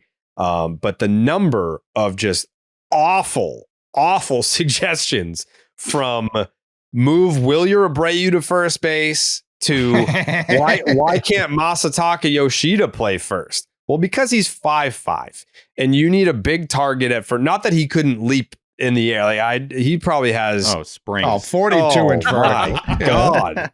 Like, have you seen his lower half? I bet you he can dunk. But I wouldn't put Masa at first. Because if you saw that video that was making the rounds before the game started today, I don't even think that Masa could throw the ball around the horn. Never mind play first base. I don't think that they did that with the most malicious intent I've ever seen a team. Like, go ahead, show them all that you can't throw, little Timmy. Go show them. I know it was real, but it looked like someone. They were like, buddy, just film this. And the guy, Nick J, who posted the video, he posts great spring training content, but it was almost, just the way it looked was almost staged. It was know what that reminded me of? Like, I think Nike used to do these commercials where they'd kind of be a little bit blurry, and like Kyrie would maybe like twist the shoe. They'd have a bunch of different athletes over the year where they'd be like, oh my God, he just made like 10 full court shots in a row. It's like, no, but they film it in a way where you're like, it's gotta be real. When I saw that video and I saw you guys tweet it, I was like, this seems so fake. This seems like the most staged thing ever. Like, he's in on it. The guy that posted it's in on it. Like, what is going on here? The timing, too. Yeah. And I always think that the 10 just, like, factors into this stuff. Anytime we talk about stuff, it immediately happens in real life. And it's been going on for too long to ignore it. And we're talking about him being the greatest player in Portland Sea Dogs history. And then he can't throw a ball. I'm like, what's happening here? That was crazy. Threw one, and you would have thought he got shot. The way he reacted. His reaction was like, "Oh," which was funny because 2 days ago he was playing football out in the outfield, just tossing the pigskin around. And he was tossing seeds. He was fielding BP and throwing the ball fine. But then the one today, he's like, "All right, is the guy filming?" Oh, they gave him a 40. That ball was made of tungsten. It weighed 45 pounds, and he just the tore classic his like wave him over, like, I can't go anymore. I'm hurt. That was crazy, man. I mean, my first thought was to question the validity of it. Yeah, I didn't tweet about it because I was like, this could be fake. I don't know. If you're being honest with yourselves, anyone out there that's played baseball, if you throw and it actually hurts, you're more just like to yourself, you're like, fuck. You don't like go, Jesus. Stop it. Yeah. No more. Help me. I'm dead. No more. He put his hand up. Right point, Cole. It's like, this is what is hurting after I threw. It's the shoulder. I just couldn't do it. One more, I couldn't do. My arm would fall off the bone. He even took his glove off to be like, please don't even throw the ball back to me. I can't be. Throw one more. He just starts taking every piece of gear. I can't play baseball anymore. I need to go. Like, Masa, you're good. We got the video. Like, stop. You're fine. He pulls his contract out of his back pocket. He starts ripping it up. He's like, this isn't valid anymore. I'm out of here, fellas. Takes the camera out. Gonna go be a tourist full time now. It's what a video. For that, I guess it's real. But that's the fakest real video I've ever seen. Real. Yeah. Wild. Anyways, Masataka he's not playing first. Was suggested for first base, not happening. Wilyer Abreu at first base, not happening. I even saw multiple people saying, what if we get Anthony Rizzo? Like, he's a free agent. Anthony Rizzo is pretty much retired at this point. Like, he's I don't know if he's medically retired. Yeah, like he just had a baby recently, which is a medical marvel that a man was able to do that. And he's just, I feel like I'm good now. If he plays another major league game for the rest of his life, I'll be stunned. It feels like he has settled into retirement. No, it's a no for me. Bobby Dahlbeck is an option. I'm just saying, he's out there. He's available. Tyler, don't even open your mouth. If he was left-handed, I said don't open your mouth. I literally said don't open your mouth. I can't for one fucking second stand we need a left-handed first baseman that I've heard from more people than They're T. platooning. I would just let Romy play every day off then. season. This is such the most. We only have lefties now. All of a sudden, we need lefties. Suck my fucking dick. No, right. Hear me out here. Hear me out. They don't like to play Romy against righty You were for told to whatever not reason. speak. You were told to not speak. You were told to not speak. Go ahead. That's right. Go ahead. I'm done. That's right. That's perfect. I don't think Bob's coming back. But I think kind of what we all, I don't want to speak for all of us. I think Merloni I saw is on this side. By the way, can people stop trying to police opinions? Like if you don't agree with it, then have a discussion about it. Who do you think should play first base? The number of people on Red Sox Twitter, they're like, you're a fucking moron if you think that this person should play. Instead of shouting down other people's opinions, what's yours, fucking brainiac? Huh? Smart guy? What's your fucking opinion? Who should play first base? Bill James? The fuck are you talking about? But I saw Merloni is on team Raffy to first. There's a lot of us out there that think that this should be the case. I mentioned Chris Castillo's name earlier in the program. He tweeted Lou and said Raffy can play first base and be good at it. Castillo tweeted Lou's take and said, for what it's worth, Devers does not want to talk about this for whatever reason. He has declined interview requests from the beat 3 times in the last 36 hours, knowing what the line of questioning is going to be. Mm-hmm. Not that he's keeping score or anything. Like if you ask Chris Castillo right now, like, hey, when's the last time John Henry spoke to the media? He'd be able to give you like, it's been 1,348 days, 12 hours, 98 fucking seconds. Yeah, he keeps track of all that Classic shit. amount of seconds. I was going to say, it's almost got to 100 seconds, but no. It's his right, not a big deal, and Cora's comments have said it all, but an interesting detail. I don't know how he feels about it, obviously, but wouldn't blame him one iota if he is thinking you took me off the field, and that's that. Exactly. I don't know that he would feel that way.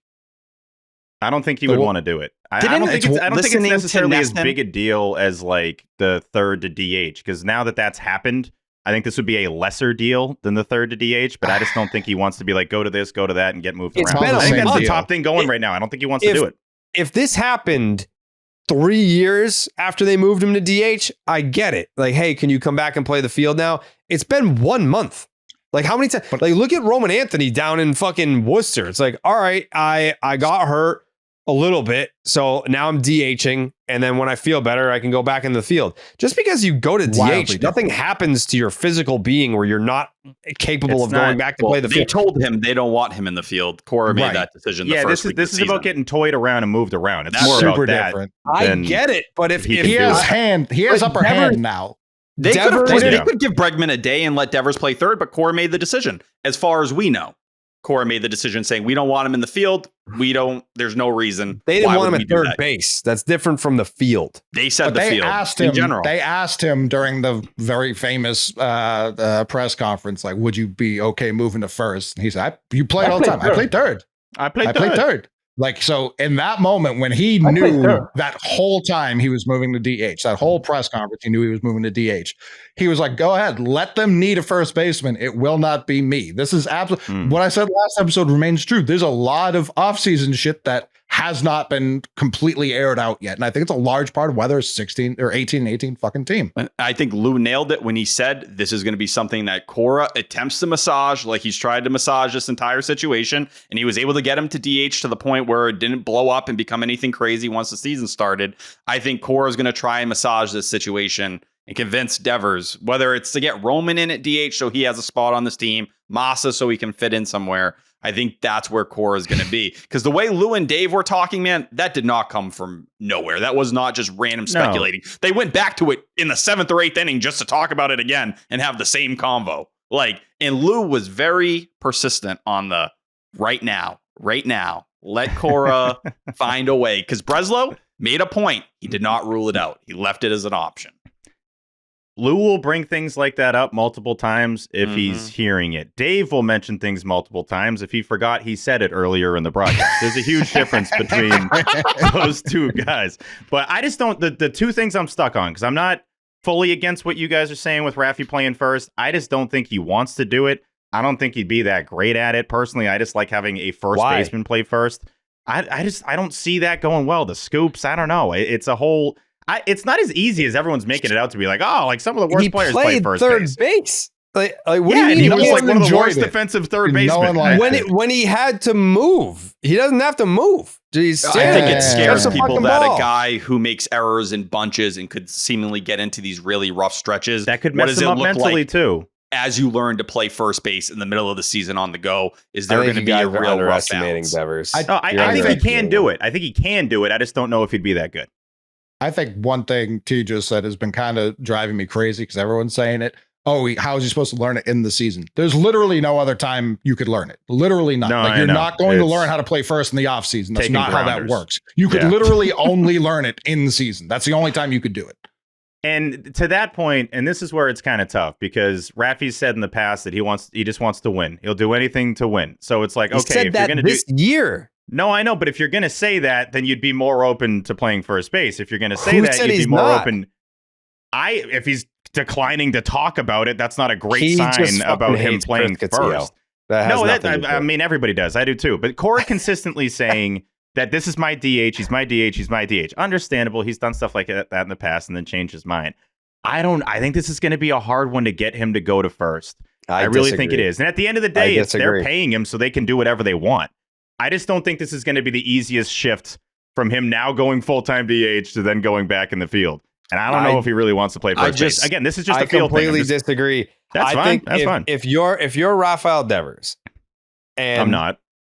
But you're not. But if you were, it's like, okay, they moved you off third base, they moved you to DH. And the argument was made, I forget who, maybe it was Casas that said it, about that's how it keeps him athletic to play the field. Okay, so then play first base. Like if you still want to be out there, we have a Gold Glove third baseman in Alex Bregman. If you were resistant to the idea, or now that you have a month of DHing under your belt, maybe he's like, I'm doing it, but like I don't love it. Okay, playing the field keeps you athletic. How about playing first base? Like you're still playing the field. It's not a demotion. Like it's not like you're playing a corner infield spot. And the number of infielders over time that have made the switch back and forth between third, like Kevin Youkilis, was that a demotion when they made him a first baseman? No, he wasn't like, the best player on the team. He wasn't the face of the team. He's also a much better defender. These are all different. And Yuke is a better, of course, better defender than Rafi. So I don't know. These are different but he won his situations. Gold Glove at first base, not third. I think he was like in the midst of being like a top 5 MVP candidate when that was all happening. Like he was kind of similar. I think Yuke's also like the all-time ball player. I feel like Rafi doesn't want to be toyed around like this. He's been It's not toyed around. That's how he's. But it can be not toyed around, but he can still look at it like that. He can still look at it as disrespect to be like, you're gonna be the third baseman. No, you're not. You're gonna be the DH. No, you're not. Like, what are we doing? I'm the top paid player on the team. Like, tell me one thing, and then boom, I'm locked in for the whole season. I'm not saying that's right, by the way. I just think that's how he's gonna view this. I went back and I just wanted to make sure I saw it because I remember reading it at the time, but Devers not playing in the field, that was a team decision. It was not a player decision. Devers was still willing to play third base sparingly if they allowed him to. When the team told him to put the glove away, I think that's what they're going to have to balance and why Cora right now is saying no. Because he knows that there's going to... Go ahead, Jared. No, finish your thought. No, I think that's just what it is. There's going to need to be a massaging of this because there's no reason for Cora just to say no, not right now. Like you could say, oh, we're going to try it and we'll see how it goes. It's an option. We'll consider if we need to. There's a reason he framed it the way he did and was very, front forward about it. It wasn't like he danced around it. It was just Rafael Devers is my DH right now. That's what it is. I don't have much left to say. Go ahead. Right. If the Red Sox had succeeded in trading Triston Casas this past offseason, which they tried to do multiple times, I think Rafael Devers is your opening day first baseman. We know that wasn't discussed with them, though. Nothing was discussed with them because they weren't going to have any discussion until they acquired the third baseman that was going to move him off third base. It's still easier to use your shift on that. It's easier to, So they could have just made that the big move. If Triston Casas was traded, as was the intention this past offseason, I think the difficult conversation that you're having with Rafael Devers when he shows up to spring training is, hey, you're moving to first base, not, hey, you're moving to DH. Are we sure? Or is Campbell playing first? Because they've been fine playing him wherever the fuck, and all we heard was Bregman was going to play second. Campbell at first was the least crazy thing I've heard of what people have floated, by the way. But if they wanted to do that, then they can just do that, right? Like, why can't they just do that right now and bring up Meyer and put him at second? They could play Hamilton at second and first. Well, I'm saying right now. Now that, like, I'm not saying spring training. Right now that Casas is out for the year, they would play Hamilton at second for sure. Yeah, I don't think they'd call up Meyer right now. Why? They didn't trade Hamilton in the offseason when a team we tried to trade Casas to was like, we'd prefer that guy. They clearly hold him in a higher regard than really anyone else in the world. Okay. Well, you're 500. Like, you need to shake something up. With a lot of not David Hamilton playing, they would tell you. At shortstop, at least. Yeah. Like, that was an issue last year. He's fine at second base. But they're right. You have, which is what you just said. To shake things up. You absolutely have to shake things up. If it is Campbell at first, like, so here's where fans, considering the Roman and Marcelo, or the Roman and Marcelo conversation, I have a hard time. Oh my God. I completely forgot about that. The number of times that I had to reply to people, Roman Anthony is not a first baseman. Like, what about Roman at first? What about Roman at first? They've told you he's not a first baseman. They don't like young players trying to figure it out at the big league level and then learning a completely new position. Christian Campbell would be, and then they're going to do it with Campbell. Yeah, I know. To be fair, moving Campbell doing it with Rafaela. Yeah. While I'm not a big fan of Campbell, while I'm not a big fan of Campbell moving off of second base, he had played outfield in the minors. No, it's fair, but I don't think someone like Roman Anthony, top prospect in baseball, you're not like, all right, learn new position as you begin your major league career. That doesn't make any sense. The Orioles kind of did it with Holiday, kind of lesser extent. They moved him across the infield from short to second, but they did do that. Of all things I've heard with these hypotheticals, Campbell at first and Meyer at second is not crazy. That's not like the most absurd thing of all time. If Campbell can do it, then I would love that. Keep the righty bat. Like, give me a righty bat at first base. Bring up Meyer, and let's go from there. That would be a stunning turn of events. Is Meyer making it to the big leagues before Roman Anthony at this point? It's also what I was going to say earlier before we moved on. I kind of think the team needs him, the person, more than they need Roman Anthony, the baseball player, in the clubhouse. Because Meyer will get that place laughing, like he'll get that place loose, ready to play some ball games. They almost need just him around more than they need Roman in the lineup. They should call up Marcelo to be the clubhouse guy, and then call up Roman to play baseball. Last year, they just called him up for shits and he didn't play once in AAA, but they still called him up. Yep. No, I don't disagree. Call Marcelo up. He's the clubhouse guy, and then call Roman up. He plays the real games. Let's do it. Here we go. Dom Smith at first base. The reason I'm not getting super aggressive with the Raffy stuff is that the alternatives aren't great. There's not an obvious great decision here to be made. There's no first baseman in the organization. They don't have one. Romy, credit to him. He's played well, but he's had moments where it's he's not a first baseman. He's a baseball player playing first base. No. So to the crowd, There's one righty. There's a couple righties, but to the crowd that's saying, I love all these Red Sox fans that are just trying to play MLB The Show with this team and put whoever they want at first base. It's there's no other fucking option, dude. We don't have someone in Worcester that you can just be like, oh, well, this guy. We have the next fucking, Carlos Pena was down in AAA. Well, obviously it's going to be him. We don't have that guy. There's no Portland. Who? You know who. Who? Stop it, Coley. That he would die. He would give pass me away. Blaze Jordan today. Blaze plays a good defensive first. Isn't he? He swings early. He attacks fastballs. T. No. I don't want to hear you say his OPS fucking or anything. I'm sorry. Bring me Blaze. What are his numbers this year? They're Jared. They're not good. No, he had a bad stretch before that. But he did just hit a 115 home run yesterday. I love Blaze. I hope nothing but the best for Blaze. Bring him up. Whoever is going to be the first baseman of the Boston Red Sox, whoever's going to get because at this point, Casas only getting 1 month of games in. There is a certain individual in this organization who will have the bulk plate appearances at first base for the Boston Red Sox this season, and it will not be Triston Casas, and we don't know who it is. It's crazy. The reason I like Rafi at first is because I do think it's a long-term solution. Like, I don't view it as the rest of the year because now the Vladdy's off the fucking market. Yeah. Big part of it for sure. That's a huge part of it. You can tell the Red Sox definitely like wanted to go in that direction, but Vladdy's agent was like, hey, they're definitely locking out and they're probably not going to come close to this number. They're certainly not going to give you all of it today like Toronto is going to do. So he took it. Yeah. I get it. But Rafi for sure can play first for like the next 5 years. For all the people who wanted him in the field, didn't want to move him directly to DH, this is a solution. And then DH is just open. You can do that however they want to do it. I would rather Yoshida get those at bats. I would almost, if Yoshida's shoulder really is like that, there are a couple options out there that I wouldn't hate.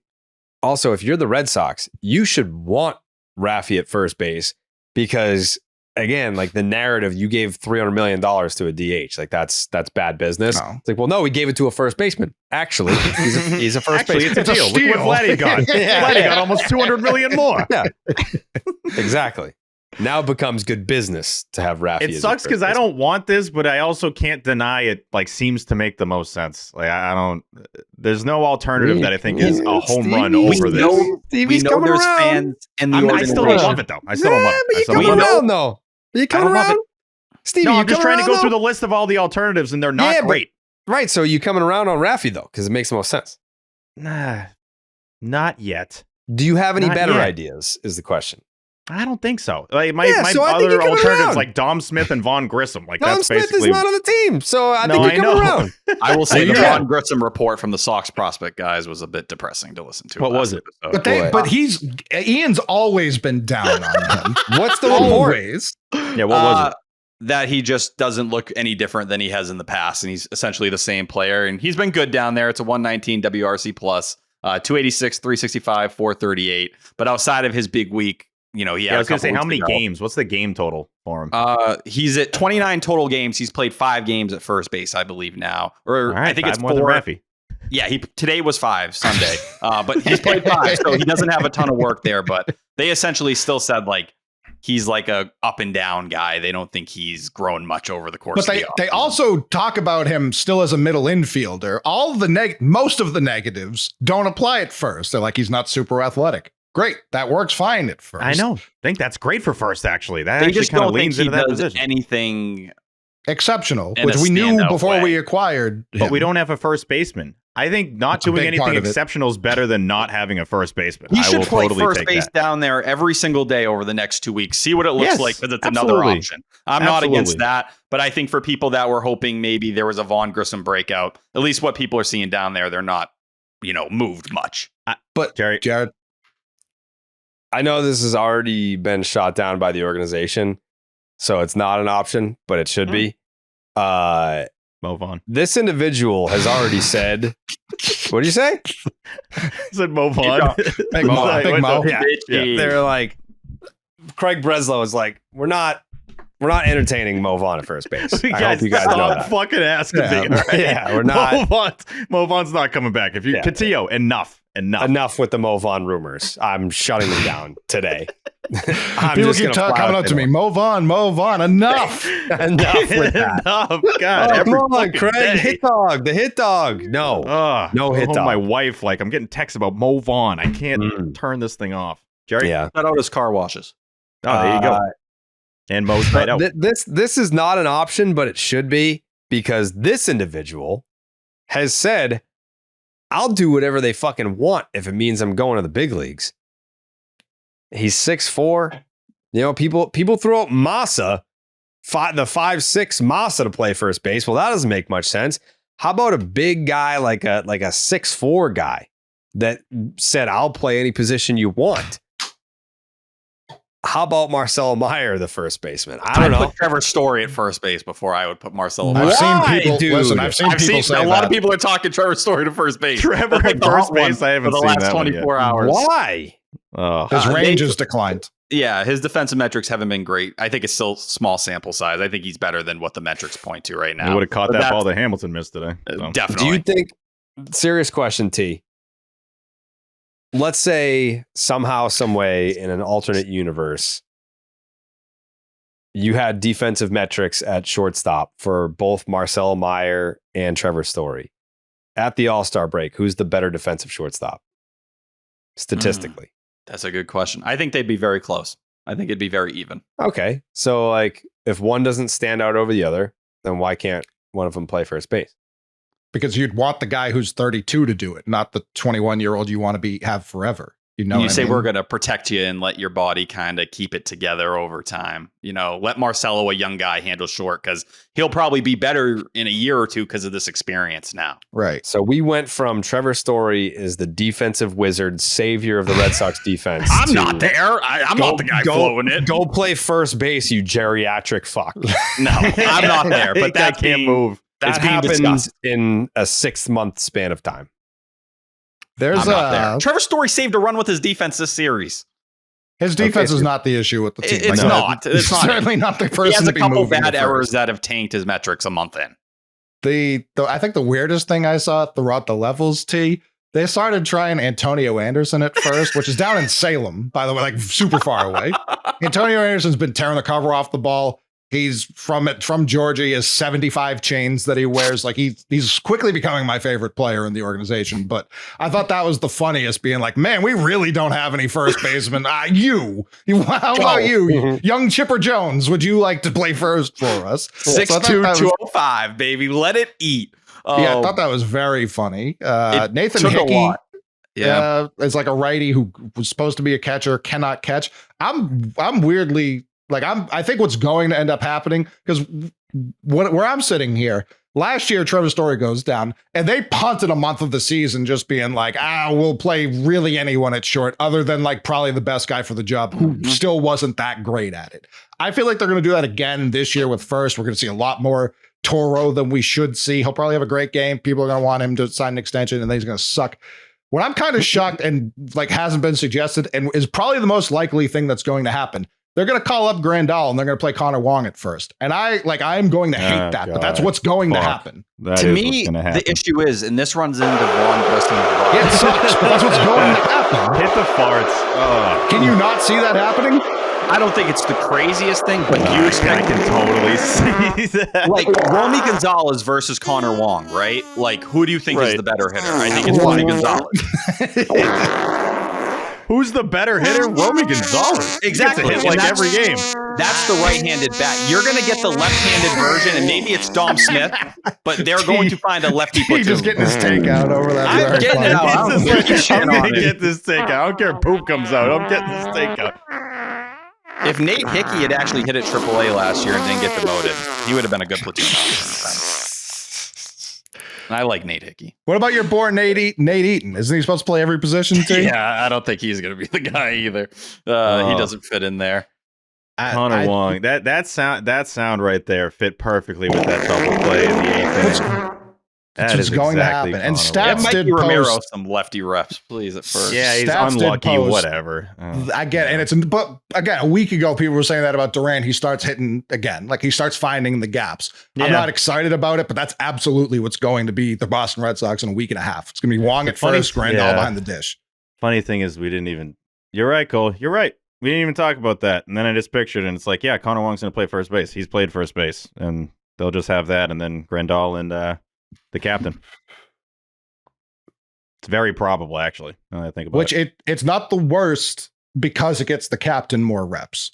It gets him, which helps the pitching staff. So like it is fine that way, but it's going to like it's not going to be fun. Like it's not the funnest option, but it's probably what's going to happen. So you don't think they make a trade like the Garrett Cooper version last year or the Dom Smith signing? Listen, if I were in control. Both those things worked out awesome. Actually, Dom Smith was cool. Dom Smith's very fun. Was awesome. Outside of the one time he blamed the throw and he was like, I almost died out there. We're all in on Dom Smith outside of that one day. Yeah. BDSM. What people who keep talking about Rizzo, I don't hate where their mind is. I just think they're looking in the wrong spot. There's a former Red Sox out there because we've seen how Masataka Yoshida looks. You get Rafi at first. Jared, I need you to get on the horn. I need Jumbo Dong back. I need JD. Oh my God. I thought about it for a second. You want a righty fucking bat? You get him on the bench. You get him with the iPad. Imagine him talking to Christian Campbell about hitting. How good that is for the next 15 years. And then he gets stuck to Roman and Marcel. Like, yeah, get JD back. To play first base? No, to DH, you get Rafi at first. And then Rafi at first. There's crazier things than that. There's crazier Imagine things than Massa. that. Massa just watches JD walk in. Oh my God. "Fucking If get they out bring of here, JD buddy." Martinez into DH and Yoshida can't even take cuts, like what the hell's going on, man? Wouldn't be stunned. Tell me that doesn't get your balls tingling, Jerry. It does, but I just know Julio, and he's not. I told you, like he's not rolling out of bed for anything less than like $10 million. Oof. Like Who for him, cares? it's like I'm not. Like I think he's fine with riding off into the sunset, and I don't know. I just think that like at this point, what would you pay Julio? Like you'd give him a 10 1 year. prorated, so it's like 8. You'd give him that? What? Who gives a fuck? You're already over. It doesn't matter. Okay. I'm just asking because I know would just that, like, rather you know, Massa do it. I think Massa can give you what His JD would arm give you. fell off. T. I You don't- saw go the fucking video. hit. I watched him Hey, in he can spring take cuts. training. He Go can hit. swing. Nah. I can't imagine he can't. Like that was a ton of pain for throwing an 8-ounce baseball. No, I know. Like, That it was was like a a ton lot. of pain. It is funny when we're comparing throwing to hitting. It's like that's the same arm he'd use to hit. It's like no, but when he's taking cuts, he's good. He's totally good. It's like when Josh Allen tore his ACL or UCL 2 UCL, years yeah. ago, and they were like, "He's fine." I was like, "What do you mean he's fine?" Like baseball pitchers are done 2 years, and it's still throw. Like, what do you mean? What do you mean he's okay? Yeah. I don't understand that shit. But yeah, Well- that's the most fun I think is getting JD back in the building, and Rafi goes to first. Let's call him. Do it. Let's negotiate his deal right now. Be like, hey, Let's do it. what are you thinking? Sox?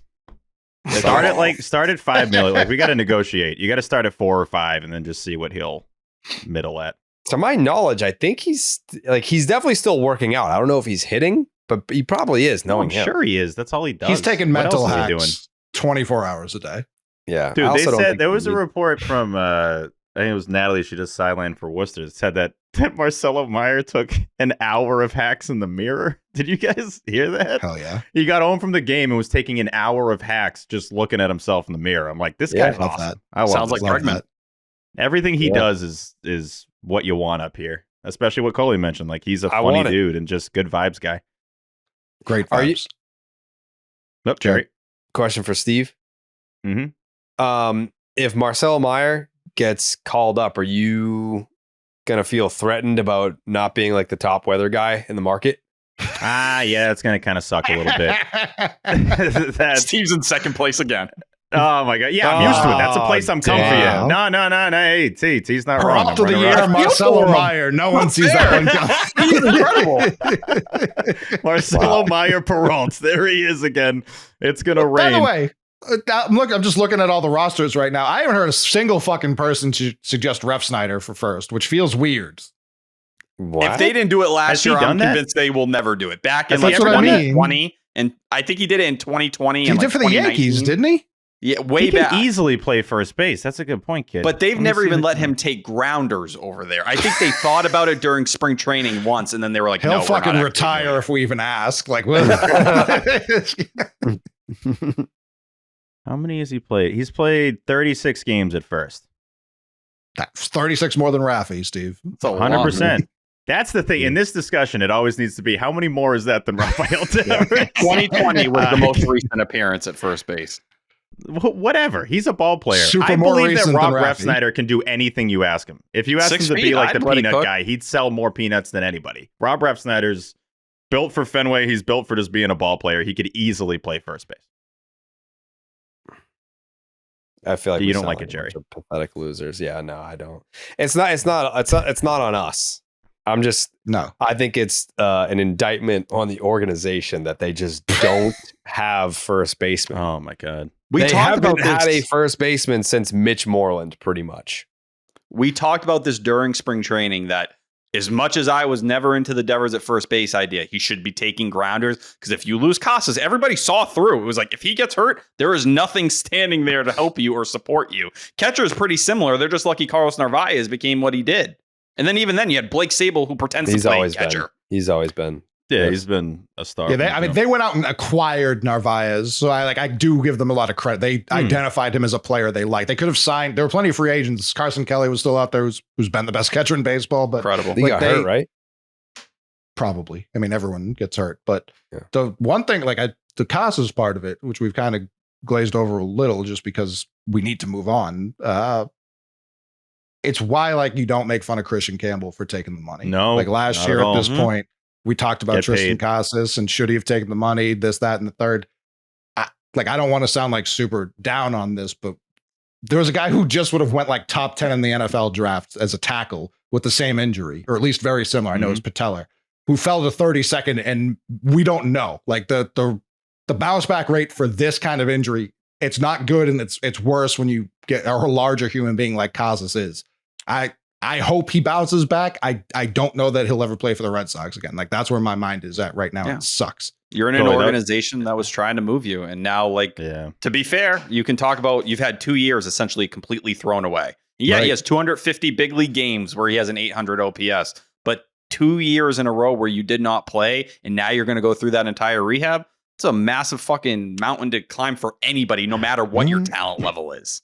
Having to do that back-to-back years, I feel for him. I was crunching the numbers. He's going to miss 232 games in this 2-year span. That obviously you're not going to, be out there playing 162 every year, but still, Casas is a guy that they were going to have to lean on, and now he's not out there for another injury that is just kind of random. I mean, the rib one, and then you get this, and it's like you could see it on his face too in the stretcher of like, you got to be fucking kidding me. Like, I got to do this again. And Jerry, you had kind of alluded to it earlier, but reading up on what this entails now, this isn't just like a normal recovery process. This isn't like a normal rehab. He's going to have to start from scratch.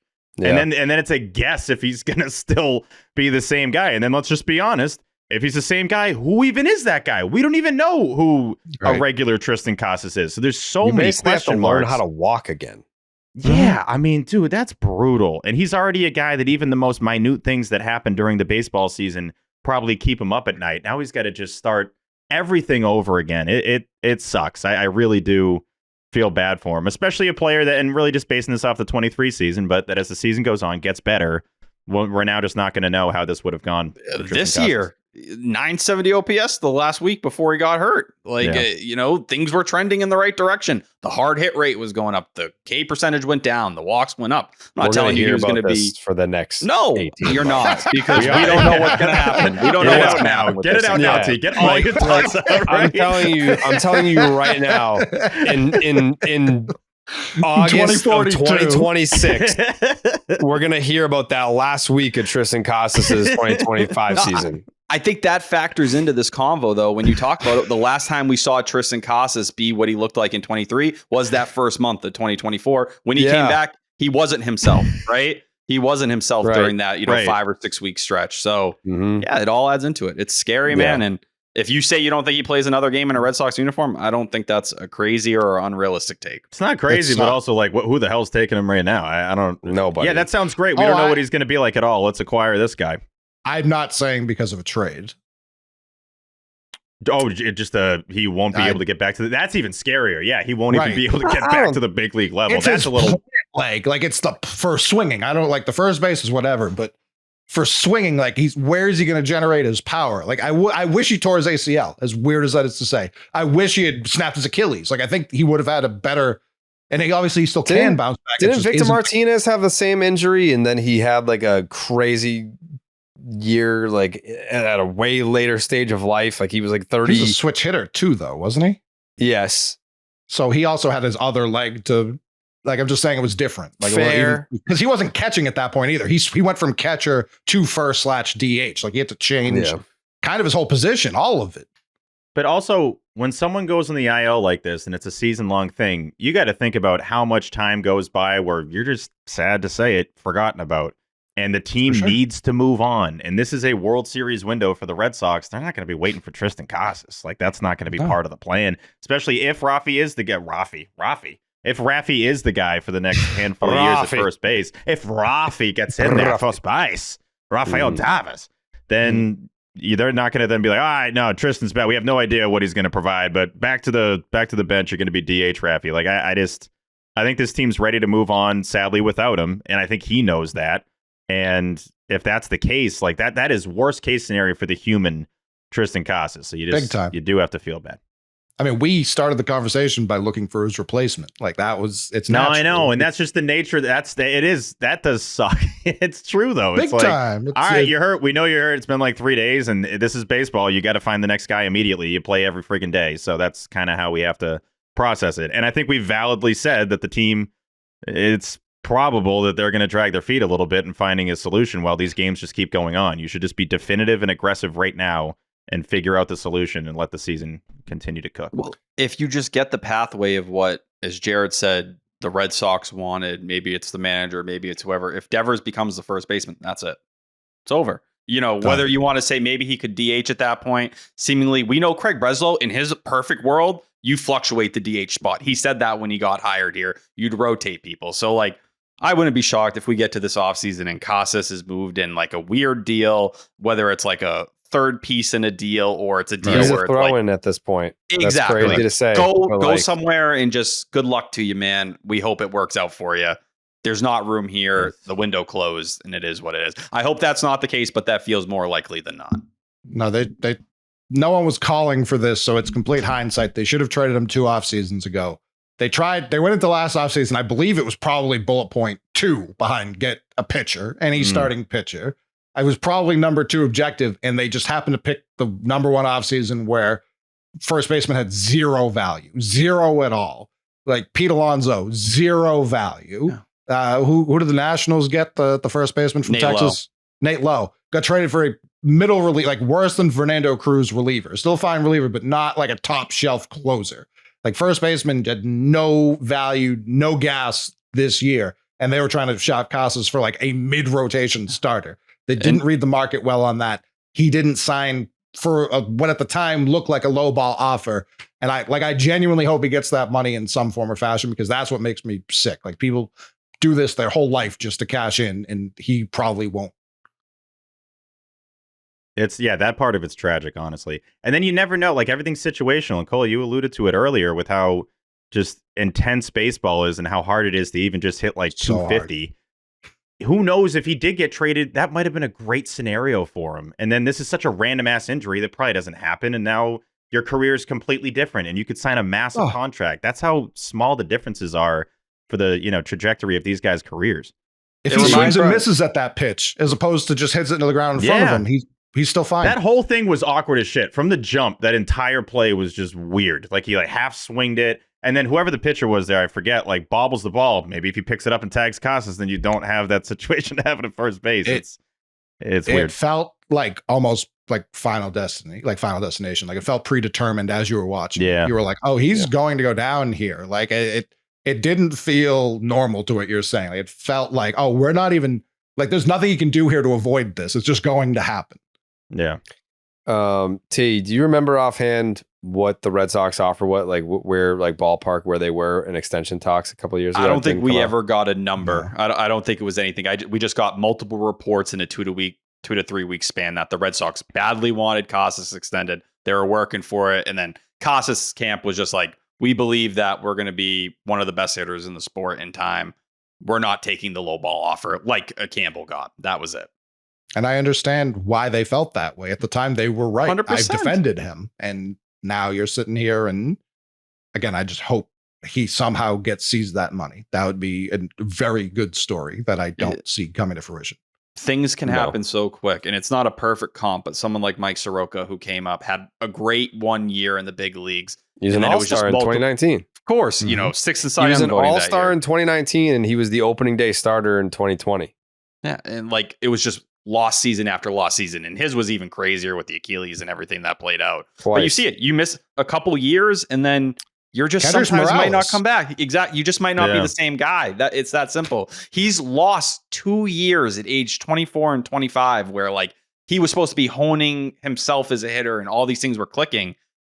It's gone, and there's no way to get it back. And seemingly a big body guy, now has a knee that he's going to have to take care of moving forward here. Like, that's a lot, man. This is a really fucked up point for his career to end up, but it's baseball, man. This is what it is. It's sports.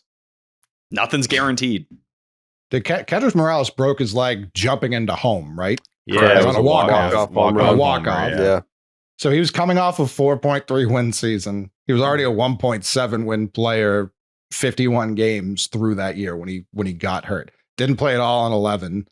And then like he was just never quite the same. He obviously had some years after that. But like the next time he hit 30 home runs, which he had 34 the year prior, the next time he hit 30 home runs was 2016. It was 6 years later. And To be Casas fair- has never done that. No. And if you look at Victor Martinez, it happened in 2008. Obviously, the following year, he ends up in Boston and all that plays out. So, like, I don't know. There's good stories to it happening and there's bad. I think for Casas, just for it to be at this age, at this point in his career, he could not have come at a worse time for him because this was his window to show I am a franchise cornerstone, whether it's to you or to another organization. Now, the doubts, the questions, all this, he's farther away from when he was that hitter that looked like he could be a top 25 hitter in the sport. Now you're going to be 3 years away trying to look at those numbers in 2026. He's farther away than what he was doing with like Team USA. Like he's got to start further back than that. It's brutal. You feel bad for him, but Like he'd be lucky to be competing for a first base job on a major league team next spring training, whether that's here or someone else. More likely, whatever team takes him is going to say, go to AAA, go get right, go play some baseball, show who you are, and then hopefully you make it an interesting conversation for us. Yeah. Is Which is there a crazy chance- to say when he was the cleanup hitter for the Boston Red Sox to start this year. A week Exactly. ago. Yeah. Yeah. Could they DFA him? Not now. That would be very cruel. But like next Yeah. spring. See ya, buddy. But I'm saying, finally, doses. could they DFA him in the spring?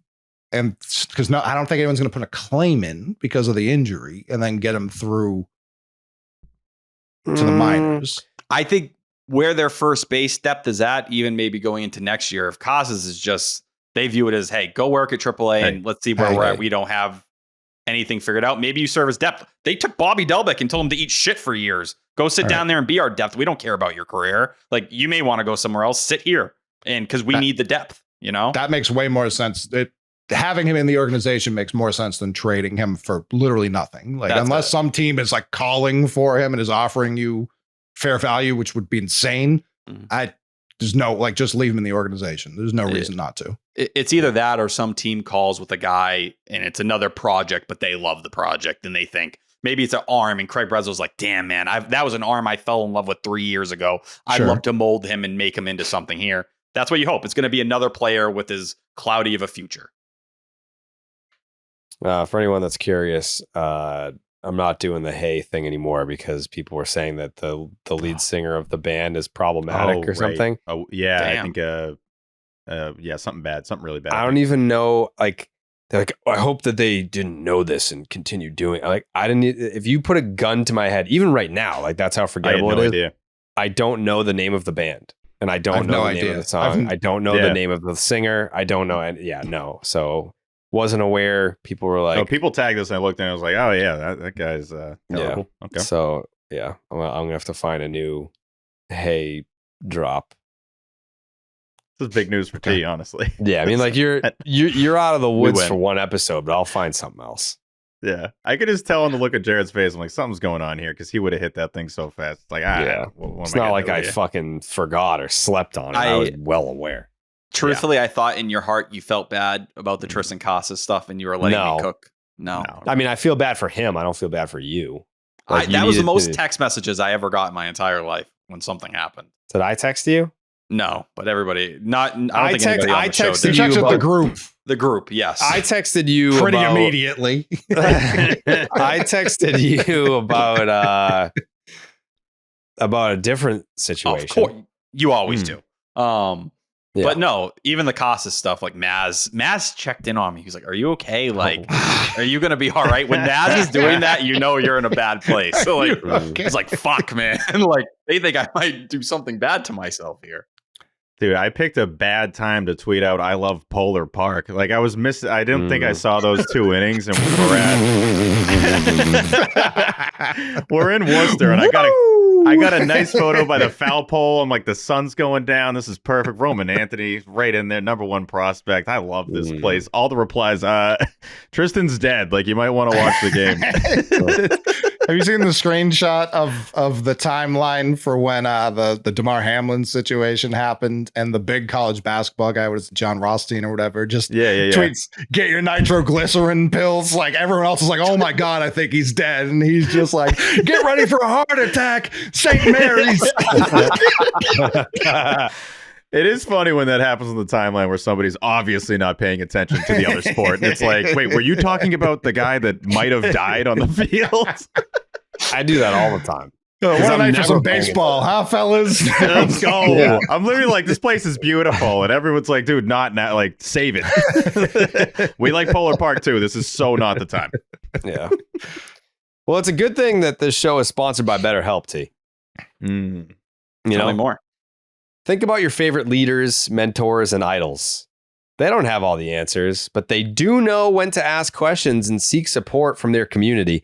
In a society that glorifies hyper-independence, it's easy to forget that we're all better when we have a support system behind us. Therapy can be a source of support for any area of your life. It's time to shift the focus from doing it all to knowing that we're better when we ask for help. I feel like this should be your time, T. You might have to ask for some help. You might need to talk your way through this one. Yeah. You're going to have to talk your way through this one. But there's a good, solution. That's BetterHelp. BetterHelp is fully online, making therapy affordable and convenient, serving over 5 million people worldwide. Access a diverse network of more than 30,000 credentialed therapists with a wide range of specialties. Easily switch therapists at any time for no extra cost. Build your support system with BetterHelp. Visit BetterHelp.com/rocket, and that'll get you 10% off your first month. That's BetterHelp, HELP.com/rocket. Suck one. Yeah. Yeah. So ultimately, all right, before we move on from the topic, does everyone want to give who their vote is for the first baseman? I'm saying bulk plate appearances. Feel free to use other. Outside the roster, other. T. Devers. Coley. Who I want or who I think they're going to. Who is your vote to do it? Like, who do you want? Who do you think? Yeah. Devers. Steven? I'm going to lean outside the roster and other. So you think trade? Do you think could be someone acquisition who doesn't have a job? Yeah. Someone with the initials DS. I don't know. You never know what's going to happen, but I'm going to lean outside. Dorian Soto, little early to call him up, Steve. I like the aggressiveness, though. If the Red Sox you're probably at first base is right Dom Smith, we are fucked. No, I would agree, but I wouldn't be stunned if it's a trade or if it's an acquisition. This isn't Dom Smith slander. It's just like Casas being removed from the equation opens up a world of intriguing possibilities in terms of roster flexibility. And if you're just like Dom Smith, it's like, what? It just, I don't know. Kills all of it. Yeah. Like you can get guys up here that we've been clamoring to get up here. You can move guys on this current big league roster to different positions to allow other, the Roman Anthony's, the Marcel Myers of the world to get up here. If you just take the Casas injury and plug the hole with Dom Smith, then you're just not seeing the big picture here. Well, what happens if they trade for Dom Smith? They use him and Romy for a month and a half or a month while Devers gets these reps after Core convinces them. Where the fuck is he getting the reps? Just before the game, you're just taking ground. Yeah. Sure. Yeah. Before the game, go take ground. Go do your damn thing. They're going to want him to get work, at least seeing what the angle looks like. Hanley Ramirez, after being statistically the worst left fielder in Major League Baseball history, showed up and was like, I'll play first base if you want me to. And then, boom, he was very solid. He just did it. But he had a whole spring training. Whatever. I think most guys can just go into playing first base. I know people belabor the Schwarber point, but he very much didn't, and he was fine. Schwarber, I would probably comparable. He was fine. They've never played him at first base again in the big leagues. No one's but even he was totally signed as a first baseman. He did it. They asked him to do it. He did it. He played postseason games as a first baseman for the Boston Red Sox. Yeah, the hat tip. Who almost made it to the World Series. Who Laz Diaz blown call away were a World Series team. A lot of the reason, by the way, I'm taking other and acquisition is because there's like 30 things they could do here. So I'm like, yeah, you know what? Let's just go with that. Let's lean into. I don't know what they're going to do. I'm playing the field. I'm playing the odds here. You're basically saying not Raffy, but anything else. Yeah, but the anything else could be in house. I mean, that doesn't mean they're going to make a trade. But the Wong thing Coley said, actually, I'm like, ah, damn it, I think they're going to do that. Definitely going to do that. Yeah, for sure going to do it. That actually feels. It sucks, but that's what's going on. I want everyone to be prepared. I don't say these things because they're fun. No, I'm glad you mentioned it because now I'm ready for the guy that's 0 for 17 with 8 Ks in runners in scoring position to be the first baseman.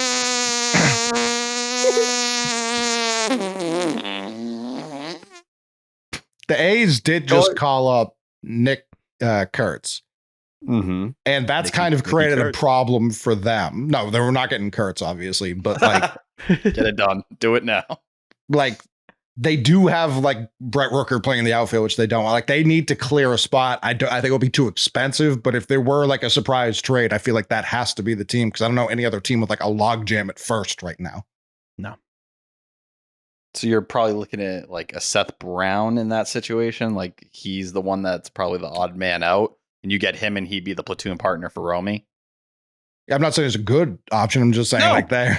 He fits in that Dom Smith mold, though. It's the same thing, right? Like, we're also a year, almost to the day, where Luis Arraez was traded. So if we want to get a first baseman that just doesn't strike out and get some contact, Luis Arraez is that guy for sure. I think either way, Cora probably had some alcohol this weekend. I bet he had some drinks of like, even when Triston Casas isn't on this team, he's fucking driving me nuts. Like, what are we going to do with this? Do I have to have the Raffy convo? Who are we going to acquire? People want me to move Marcelo to first. Like, this is too much. And you know, Catillo's going to be there every 2 seconds asking him about it. Coley? I don't know why this didn't come up sooner. Jerry, there was a guy we almost traded for this offseason. Now he plays third, but his name's Nolan Arenado. Why hasn't that been brought up? I also saw that thrown around, but I mean, my mind did go there, admittedly, kind of like, oh, maybe because I think after even after we were under the impression that Casas was not getting moved, despite the Red Sox trying very hard to move him, once the Red Sox signed Bregman, I saw some people saying, well, why don't we are they still going to go after Nolan? It's like, well, no, where the fuck would he play? There was, I guess, like a sentiment behind like still trading for him in February, but now that it's May and you need a first baseman, yeah, like, but I'm saying that like in the last 2-3 days, like since the Casas injury, I feel like anyone who has propositioned the idea of Nolan Arenado now to be your first baseman has been just shot down and bullied off the internet. I don't know why. I'm not saying that would be my first choice, but it's an interesting option. But yeah, it like that suggestion is being treated like the most dumbass thing that you can say. I don't agree with that. I mean, it's not my first choice, but no, people are booing it. I don't know why. He entered today with a 99 WRC plus. You going to take the money on for that? What was Casas's before, real quick? Garbage. Yeah. Not good enough. Like 65 or something. Yeah. Why did Triston Casas keep playing? Because they believed that he was going to be much better than that. No, we talked about how we don't have any anyone else. Who else is going to play? Like Romy Gonzalez right now, like is giving you more offensively than what Nolan Arenado is. Yeah, we also faced, what was it, like 9 righties in a row? That was part of it. We had the lefty. He's been better against righties. I always thought Romy was just a lefty masher. He's improved against righties this year.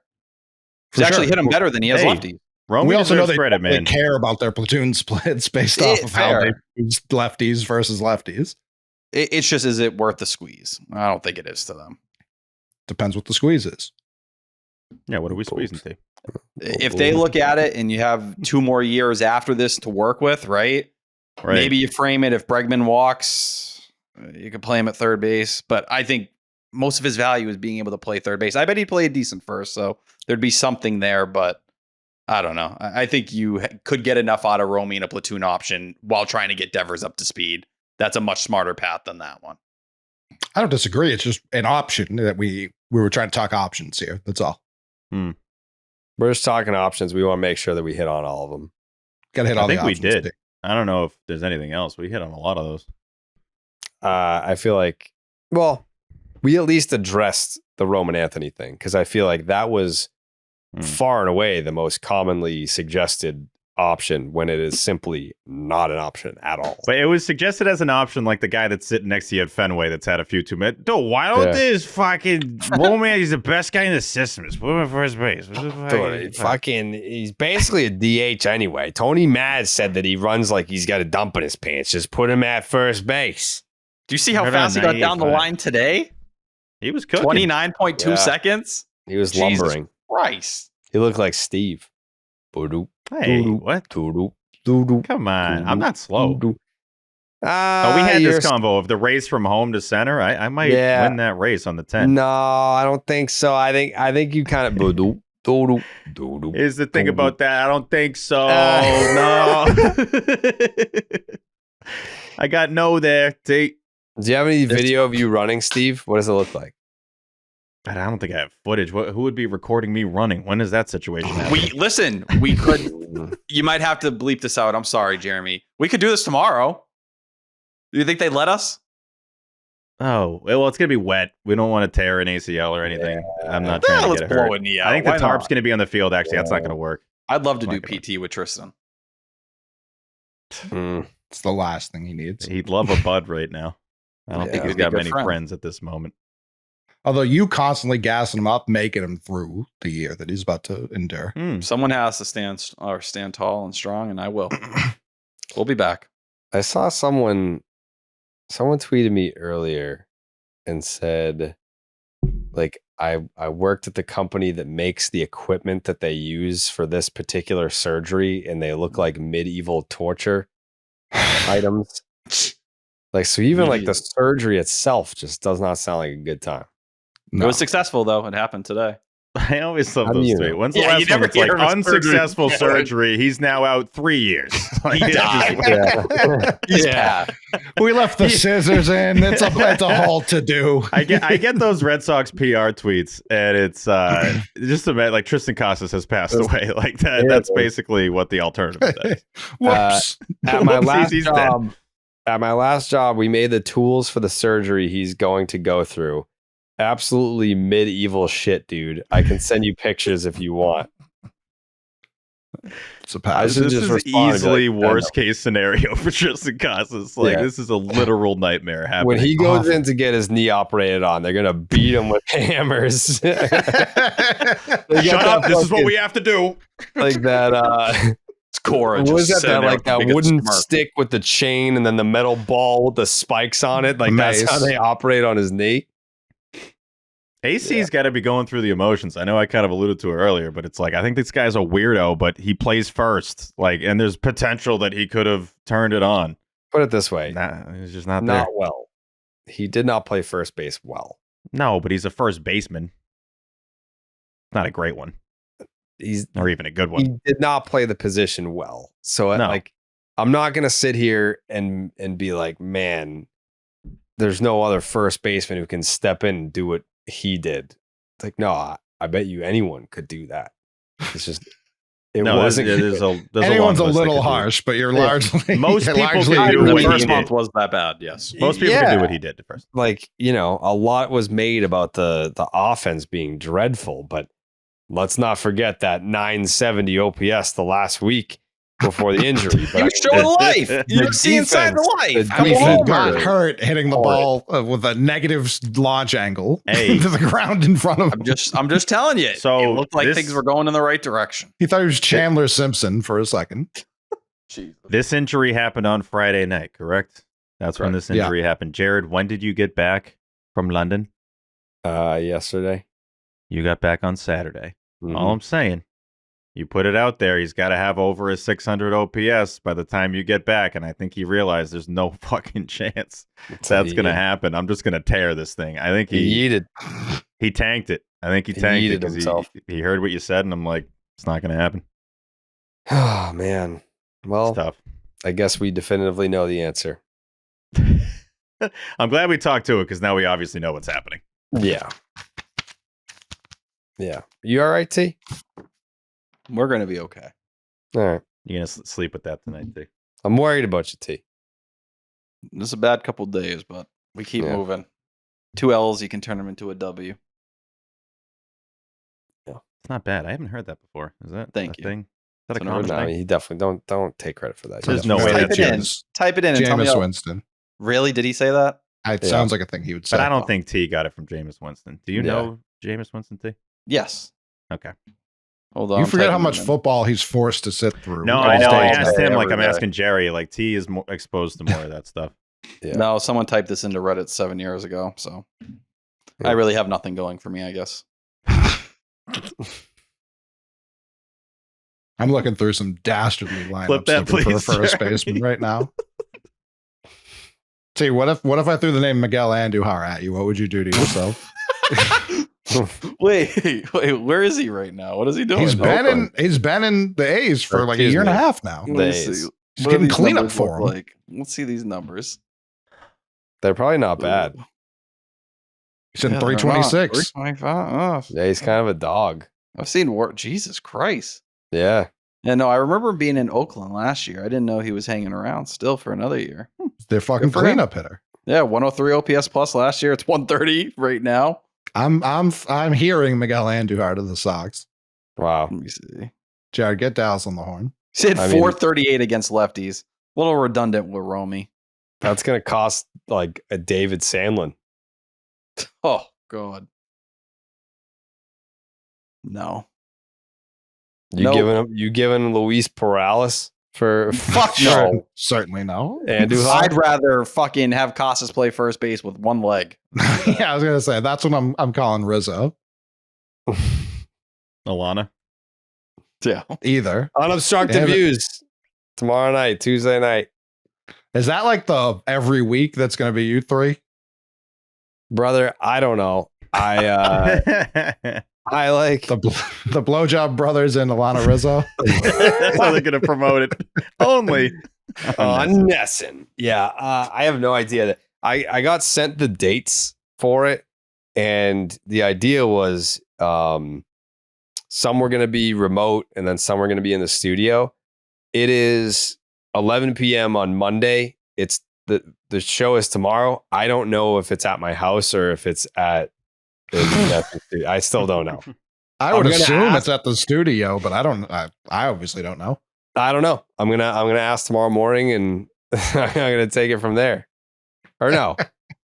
Yeah, you got Yeah, the days a little Sunday. up because yeah. Yeah. Same concept though. Yeah, still It's don't know. Tuesday, right? Not tomorrow. Yeah. It's Tuesday. Yeah. Yeah, It's Unobstructed views for an off day. Like, here we go. I don't know what we're Yeah, doing we're live here. streaming. Opposite Celtics Knicks. Yeah. Yeah. Now that I was thinking of it, I was like, we got that thing that we got to do tomorrow. Am I going to be able to make it to unobstructed views in time? Well, it's 2 different days, brother. To the views. Yeah. Just continuing my sellout tour, just selling I do out. love in the Sounds real like quick it. in the ad where she goes, "Wish me luck." I'm like, what are Jared and Pap gonna do? Just like fucking bullshit, dick cock. Like, what are you guys just gonna be saying crazy shit the whole time? Alana, we're hammered. Like, what are you Well, guys? I don't in know what's fairness, expected there. Pap do be saying some crazy shit. Oh, Pap did. My favorite thing from last year was the first one Aw. you guys did, where you had the swear button or not the button, just counter. It's like, Hmm. all right, we can only do like 3 shits, and he's like, yeah, it's all good. He said shit like 30 times throughout Yeah. the course of that night. I guess they don't. I don't know. I guess you can. It's really just unless someone complains. Correct. It's MB the advertisers. It's not Yeah. illegal to swear on true. TV. NBC True. Sports Boston drops bullshit all the time. Like Tommy Curran will drop it and not give a fuck. Tommy Kern says consistently. bullshit on TV. I haven't Yup. seen Yeah, that. you can. Damn. Yeah. Say some weird stuff on Tuesday. Just mix in some. I'm just gonna be like boner. That's perfectly Please find a way to put boner in there. Before unobstructed views each time, we should try to give you a word to say Yeah. in there. Yeah. Pap, you ever Yep. pop a boner during a Yeah. Look at look at this guy standing out there like a boner, just waiting for his manager to come take the ball from him. I think you can find a spot for it. I feel pretty confident about that. Yeah. Do I have anything? Oh yeah, ask Pap like throughout the game, like where do you got Raphael in your MVP race? Yes, please Yeah. do that. Like throughout the game, just be like, well, then what about that play? Where is he now? Also, He'll love that. I love the way he pronounced Justin Slayton's name. Do that as well. Huh? What does he They say? call him Justin Slatton. Slatton every time. Oh, He no. like I've never heard him call him Slayton. I just love it. Slatton works for me. Just do it again. Okay. Slap. When I go to Stop and Shop, I can cross off everything that's on my list. Tactical move incoming! Stop and shop. Look ahead.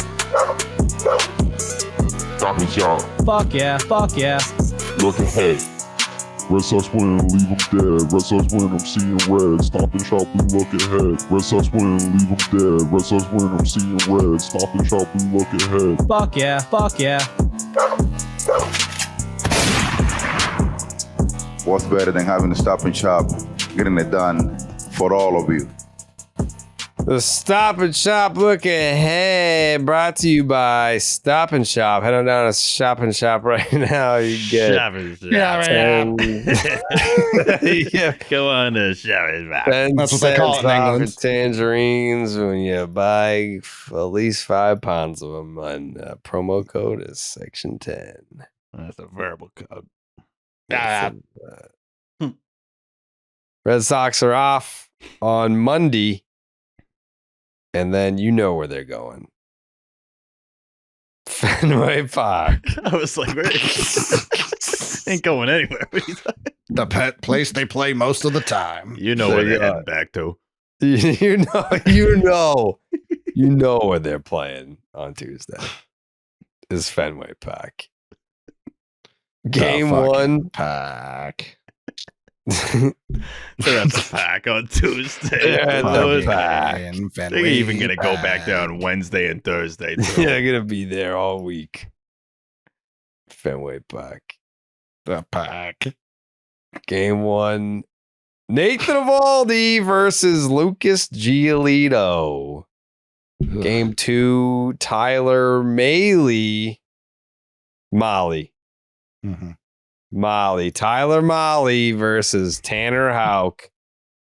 And then in the finale, it's Jack Leiter versus Brayan Bello. And a nice little Thursday 1:35 start. I hate that. What do I have to do on Thursday? I feel like I have something to fucking do on Thursday. That pisses me off. What? No, I don't. My schedule's pretty open. All right. Nathan Eovaldi. His 2-2 with a 2.11 ERA. Good for Nate, man.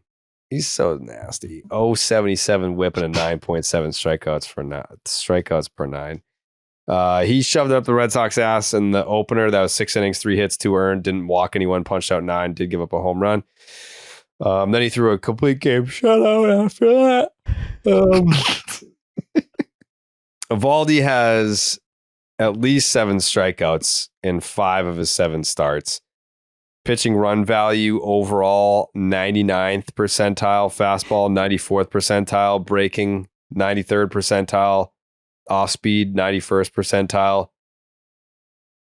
He's not walking guys. The 0.6 walks per 9 leads Major League Baseball. His splitter has become his number 1 most used pitch this year. 180 batting average against. Steve, 180 batting average against. Hey, Curveball, still insane. An 080 batting average against. God damn, boy. Get me going with these betting. Yeah. Damn. Lucas Giolito does not have a win or a loss this year. He's only made 1 start, 4.50 ERA, 117 whip, 10.5 strikeouts per 9. He looked pretty good before the 2 home runs that he allowed in the 6th inning of his last start. 4-seam looked particularly sharp. His velo was up from 2023. Blue Jays were 1 for 11 with a single, 5 strikeouts, and a 31% whiff rate on the 4-seam. Changeup was responsible for both of the home runs. Slider wasn't great. through 5 of them, allowed 2 hits, 99.7 exit velo. So that's game 1.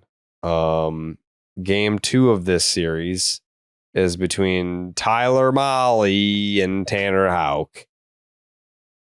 Tyler Mahle is 3-1 with a 1.19 ERA. Holy shit, T. You didn't tell us about this guy. An 0.98 whip and a 7.6 strikeouts per 9. Ironically, the Red Sox opening weekend was his worst start of the year. It was an inning and 2/3, 2 hits, 1 earned, 4 walks, 3 strikeouts. Since then, 6 starts, 36 innings, a 1 ERA, a 2.28 FIP, and a 4.20 opponent OPS. He can be a little weird with strikeouts. 6 innings start against the Angels. He had 9. 5 innings start against the Giants. He has 1. He's yet to allow a home run this season. In fact, he's only allowed 4 extra base hits all year. The 4-seam has been particularly devastating, a 161 batting average, Steve. Just like Evaldi, he's in the 100th percentile for overall run value. Then you got Tanner Houck, 0-2 with a 6.38 ERA, a 1.47 whip, and a 7.4 strikeouts per 9. Things feel like they've kind of settled in since the blow up in Tampa. 3 starts, 18 innings, a 3.50 ERA, a 3.22 FIP, 6.41 OPS. Most importantly, 19 strikeouts in those 18 innings and only 3 walks. Unfortunately, he did not handle the Rangers very well the first time around. 5 2/3, 7 innings, or it's 5 2/3, 7 hits, 4 earned, 3 walks, 2 strikeouts, 2 homers. The sinker has been dominant his last 3 starts. Hitters are 3 for 36 with 10 strikeouts. He's also wildly increased its usage. It has been his number 1 pitch for all 3 of his past starts and was used 63% of the time against Toronto. Okay, so that is Tyler Mahle versus Tanner Houck. And then in the finale, you have Brayan Bello, who's 2-0 with a 2.55 ERA with the 12 strikeouts, versus Jack, don't call me Al, Leiter. 2-1 with a 4.58 ERA, a 1.30 whip, 7.6 strikeouts per 9. Looked solid in his first 2 starts before a blister had sidelined him for a little while. First 2 starts, 10 innings, 6 hits, 1 earned, 1 walk, 10 strikeouts, 0 home runs. His last 2 starts, though, unfortunately, 7 2/3, 10 hits, 8 earned, 6 walks, 5 Ks, 2 homers. He added a sinker this year, but maybe it's the cause of the blister. Don't know. 29% in the season debut, only 4 fewer than his 4-seam. He held the Red Sox to 1 run in opening weekend, scattering 5 hits and a walk across 5 innings. Again, that is Nathan Eovaldi versus Lucas Giolito. That is Tyler Mahle versus Tanner Houck. And that is Jack Leiter versus Brayan Bello. Prediction time. Why don't we start with T-Dog? This is a tough one for me. I'm a little scared with the Rangers firing their hitting coordinator. They're going to get like that bounce, like, oh, he's off. You know, they're 27th in OPS right now, so they really are struggling offensively despite putting up 8 runs today. I like that Tyler Mahle and Leiter don't miss a lot of bats. That feels like it should kind of lean right into what the Red Sox are doing. Brayan Bello, I know it's a 4.50 ERA against the Rangers overall, but 3 out of his 4 starts have been excellent against them. Many people remember him getting absolutely destroyed to end 2023 when he was out of gas. I'm not super confident, but give me 2 out of 3. Ooh. I'm not going to say they win the first game. I think they take the final 2 with Houck and Bello. Steven? Yeah, not also super in love with that first game with Giolito there, but hey, solid start in Toronto, so maybe he has a good one in his first Fenway outing, right? Am I wrong? First Fenway outing for Lucas Giolito. How about that? Tanner Houck in game 2. That's going to be a big start at home this year. 2.13 ERA, 186 batting average against. On the road, 8.63 ERA with a 3.40 batting average against. Obviously, that Rays game factors into that heavily. If he has a great outing there, then you're looking pretty solid in this series. Sox have lost 3 of their last 4 series finales. I hate that for us. I hate that for the fans. Not good to lose on recording day, especially when they almost went through all of April going undefeated in series finales. The Rangers actually have scored the 2nd fewest runs in baseball. I had to make sure I was looking at the right split. I'm like, is this possible that that's the case? But then again, like T mentioned, they fired their offensive coordinator, so maybe they turn things around here. Rangers 3-7 in their last 10, 5-10 on the road. Sox got the Royals and Tigers coming up after this series. This is a really big series at Fenway, but it's at Fenway Park this week. I will take Sox. Man, yeah, kind of in the same boat as T. I'm Sox 2 out of 3. I don't feel great about it, but Sox 2 out of 3. I can almost guarantee they split the first two because that's just what they do, and then just please win the finale. Jake?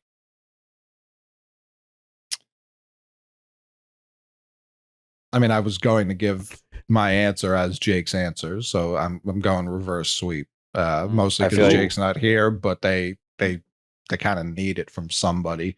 And I can't imagine Jake was going to go sweep. He may have done something crazy like 1 and 2. That's how the reverse sweeps haven't been working. The sweeps haven't been working. Like he may have, who knows what kind of pitch he was dialed back to throw. But one thing I am keying in on, Triston Campbell's OPS is 400 points lower at home than it is on the road. Ooh. His OPS on the road is 1098. At home, it's 609. And this is Baseball References. So it's honestly probably lower. Now he's played center more at home than he has on the road. So I'm going to factor that in a little bit, but still has yet to hit his first Fenway home run. I don't know how bad the ribs are, if they're okay, and he's going to be hitting towards the top of that lineup because he's also hitting righties better than he's hitting lefties. At 927 OPS off right-handers, 753 off lefties. And it's 3 righties, correct? Yeah, it's Evaldi. Yeah, correct. 3 righties they're facing. So this is a good series to get his first couple, even Fenway ding-dongs.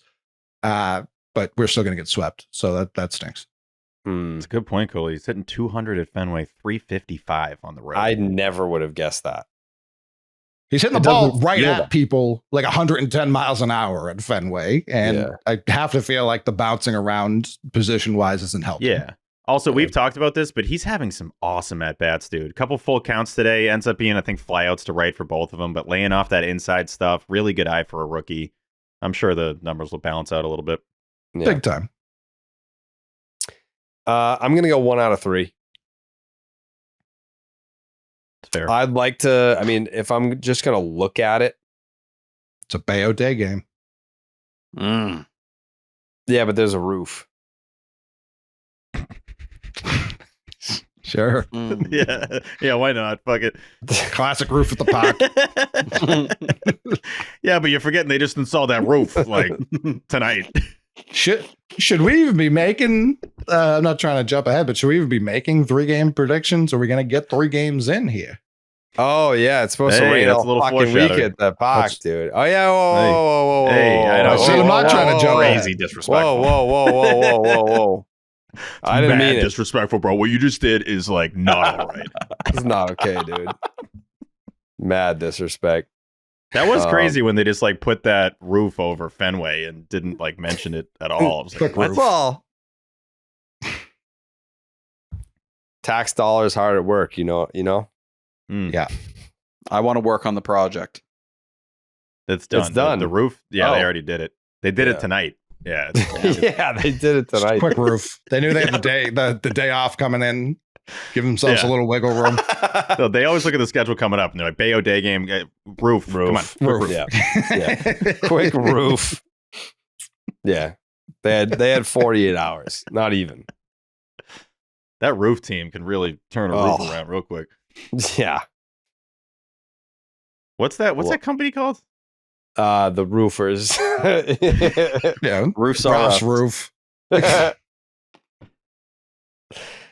Yeah. Hey, my name's Triston Campbell, and I hired the roofers. You should too. Mm-hmm. I gave him five stars on Yelp. Are you booming over there? What they do? I'm booming. He's booming. Yeah, that's 5 not really big what booms. Stars are, but well, if you want to go see these games at Fenway, I'll download the Game Time app. You, the McMahon. Yep, gotta do it. Game Time makes getting tickets even faster and easier. Prices on the Game Time app actually go down the closer that it gets the first pitch with killer last-minute deals, all-in prices, views from your seat, and their lowest price guarantee. Game Time takes the guesswork out of buying MLB tickets. we're about to hear from Steve whether or not these games will be even played. Sounds like that was a major league tease over there. I hope they get played so that you guys can download the Game Time app and go to the games. I would love to see you there at Fenway Park with the roof. Save up to 60% off buying last-minute tickets for sports, concerts, comedy, theater, and more. Game Time Picks makes last-minute ticket buying even easier than ever by quickly highlighting the best deals in the stadium, Fenway Stadium. Save even more when you choose a section and you let Game Time choose the seats for you. Toggling their all-in pricing feature shows the total up front with no surprise fees at checkout. Get a panoramic view from your seat in the app before you buy. The lowest price guarantee or Game Time will credit you 110% of the difference. Your purchase is covered with the most flexible customer service policy in the ticketing industry. Take the guesswork out of buying tickets with Game Time. Download the Game Time app, create an account, and use the promo code SECTION10 for $20 off your first purchase. Terms apply. Again, create an account, use the promo code SECTION10, SECTION10 for $20 off. Download the Game Time app today. Last minute tickets, lowest price guaranteed. Steve, what time is it? Game time. And it's also weather time. Mm-hmm. When I look ahead, and you wind up dead if you don't listen to what Steve says. Even then you might still wind up dead. Caught in a tornado, get smoked by your neighbor's shed. When I look ahead,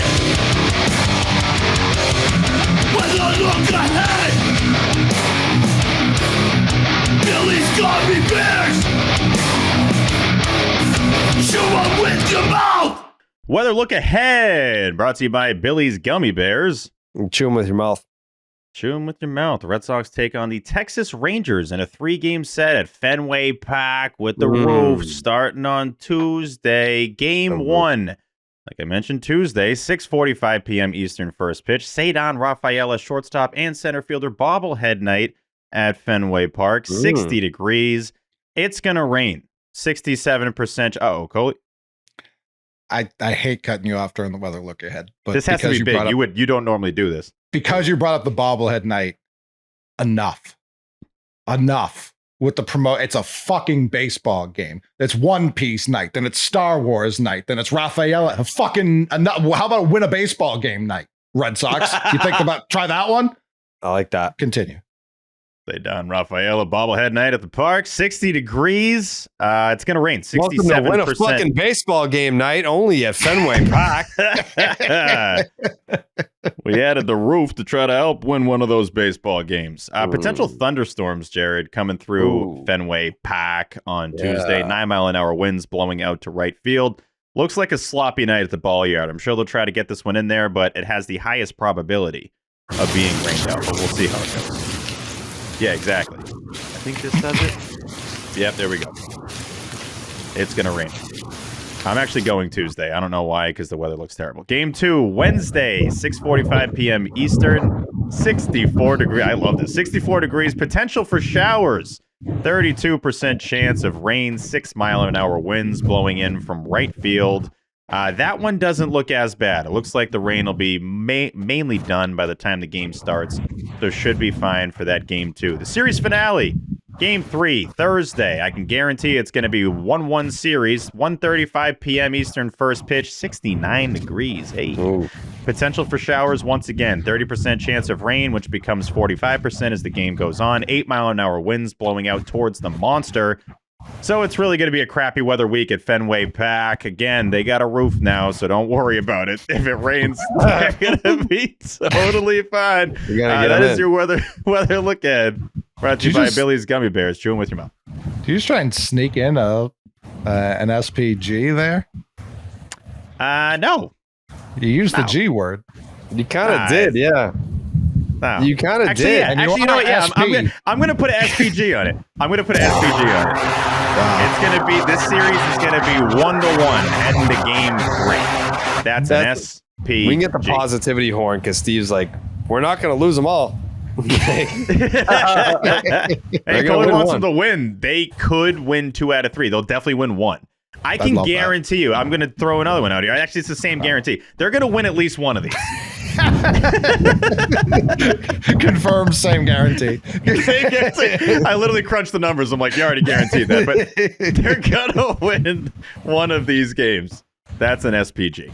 I would love the crab song right now, but we're not doing that. Jerry, I like this. Is nice. This adds a nice little layer to it. I like this. Yeah. Yeah, that's a lot, man. I'm so tired of the Knights. It's my biggest old man take for sure. But I like every night they're like, and here's Darth Vader, and it's like, and here's a Byron Buxton leadoff home run. It's like I don't give a fuck about the Star Wars when the team looks like ass. Yeah. This is in the ballpark of an old man take, but you're not fully wrong. They have more nights now than they've ever had. I mean, may the 4th be with you. We can just start there. The May the 4th be with you, where it's like a lisp to create a Star Wars day, is stupid. That's been dumb from the jump. I love Star Wars, so any excuse for it is fine. See? One Piece night was cool and all. I haven't seen it. I'm a loser. I know. We should have a Naruto night. If we can have One Piece night, why can't we have a Naruto night at Fenway? Everyone would show up to Naruto night. Everyone would have a ton of fun. We need it. Make it happen. Thank you, people at Fenway Park. All right. One Piece seems cool. I don't have time to watch 17,000 episodes. It's impossible. It's, decades of content. All right. You got any final thoughts, T? Yeah, there's one I have been dying to talk about. I can't even lie. Peyton Tolley, man. 900 OPS. Fuck you guys. Yeah, fuck you. How dare I just recite what's true? Peyton Tolley, man, I felt like was the talk of prospect Twitter today. Now his last 3 starts, 13 innings pitched, 7 hits, 1 run, 2 walks, 26 Ks. He struck out 12 in 5 innings today with 20 whiffs. The guy is throwing 98 with that ridiculous extension that he does have. Huge ass. If you have not watched it, he Big looks like a balls, man too. amongst boys. Yeah. That shit is exploding Nice nuts on guys. Yeah. But the fact that he was still sitting up, 95, 96, 97 in the 5th is a very good sign. Mm-hmm. Last 3 starts have been everything you could ask for after a rough first one. Get on the hype train because he looks excellent. Yeah. I thought you said you had like a whole bunch. Definitely did say that, Jay. Yeah, you just had one. Okay. Just one. I was very excited about the one.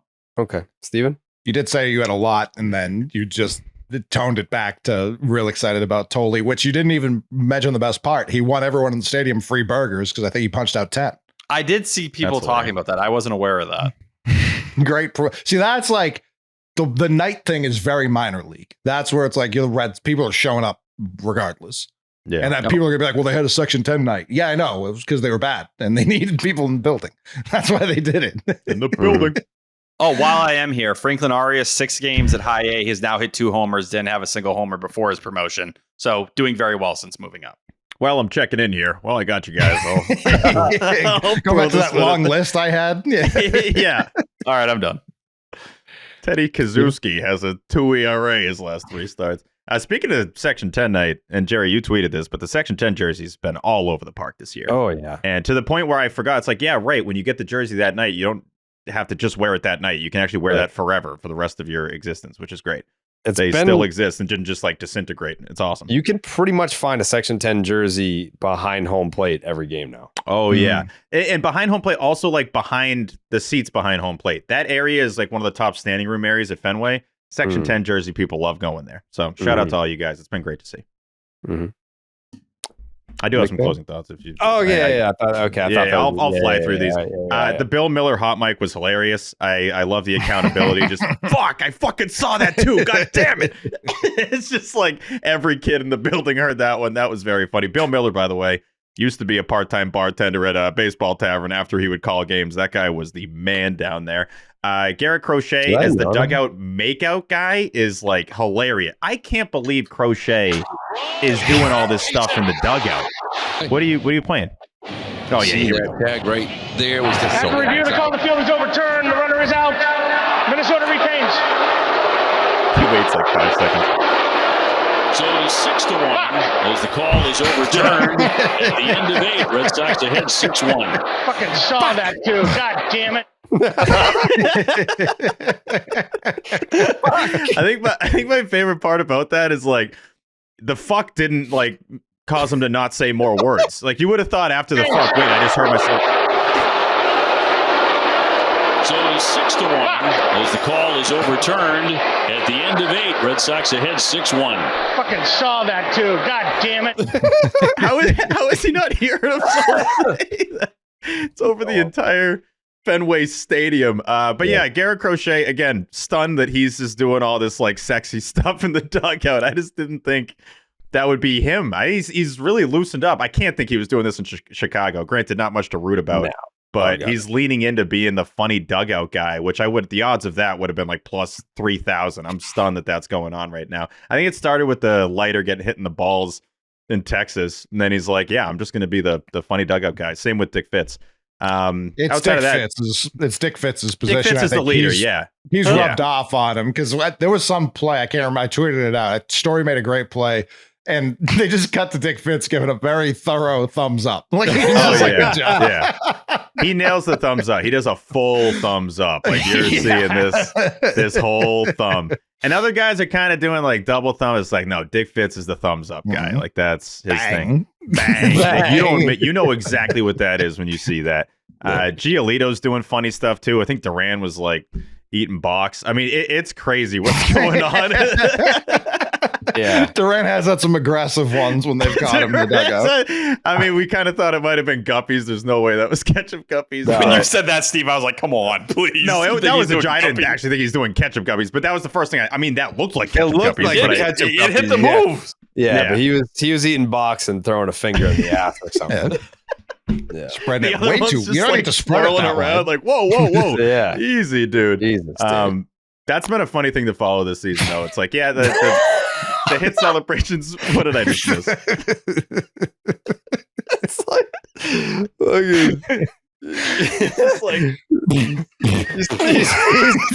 like you slide into second base. You're just like, dude. Jokes aside, we're not far from that. Like some of the stuff that's happened, it's like you don't know what's coming next at this point. So And lastly, I believe I got to confirm that they're going to announce the City Connects the day before they wear them, which is May 15th, which is Wally the Green Monster's birthday. So we're close. And double last. Shout out to the Woo Sox. Polar Park, incredible. They gave us all season passes, by the way. You guys all have season passes to go to the Woo Sox whenever we want. I just wanted to let you know that's crazy. We all do. Why the fuck are you just telling me that now? I wanted your reaction, and it became a negative. I thought this was going to be a positive. Go fuck yourself. What? You should know better. Anytime you get news for him, it's typically received negatively. You should know. I know, but it's like, this doesn't. Me telling you 2 days ago or now, it's like doesn't like surprises. Okay. Yeah, I'm pretty upset. I'm not Why the fuck didn't you tell me? It's like because we have a show and we can just like talk about it. Wait just a goddamn minute. Why are you being an asshole telling me now, you dick? Hold on, time out. What? How did this happen? I mean, it's mainly credit to Mikey. Mikey's always behind the scenes pulling all types of strings. So we have a contact over there from Section 10 night. Mm-hmm. And we reached out and we're like, hey, we're looking to go to the game Friday. And they just gave us season passes for everybody for the 10. They're like, we don't want you to call ever again. They're like, if we have to deal with these clowns more than once, let's just let them come every single night. Jared, are these media passes or are these these are like field passes, I think. Yeah. Do we get a cool card like those MLB players after 10 years of service time? That's what I want. I want to walk and we get like a gold card that says I can sit anywhere I want. I can come in the ballpark. That's what essentially what this pass does. We sat in the front row and we're just doing videos of Roman and Marcelo. So beautiful. Yeah. I'm trying to go there a lot. I love Polar Park. Went to George's Coney Island. They got hot dogs that are really good right across the way. Nice diner spot. Yeah, I want that. Good snap on the dogs, Steve. Really good snap. Good burger too. Underrated burger. I feel like people go there for the wieners. Yeah, it's classic Jared where it's like, here's some good news. Go fuck yourself. Why didn't you tell me 2 days ago? I mean, I would have liked to have known 2 days ago. Because then you would have obviously went Saturday if you knew. Straight from Liverpool. Yeah, he would have landed and gone right to Worcester. I could have. Divert this plane. Land in Western Massachusetts. What time was the game on Saturday? Field? What time was the game on Saturday? 4. I think it was 4. Plane landed at 4:16. Could have been there. Yeah, plenty of time. I feel bad. You're never going to get that back. You're never going to get that Saturday, May 3rd Woo Sox game back. And it's because of me. It's because I didn't tell you. Gorgeous. It looked gorgeous. So Yep. They had a rain delay, but yep. Whatever, dude. I would That have was loved, to Jared's point. It wasn't even your real final thought. Like you almost didn't say it. No, I know. Well, I always write a bunch of notes down. I almost missed it. But yeah, the Woo Sox treated us great, and they're the best. And we still have a Section 10 night coming up this year, correct? We just have to figure the date. for the Woo Sox. Yeah. Poor Taylor, because she emailed us about this on April 10th.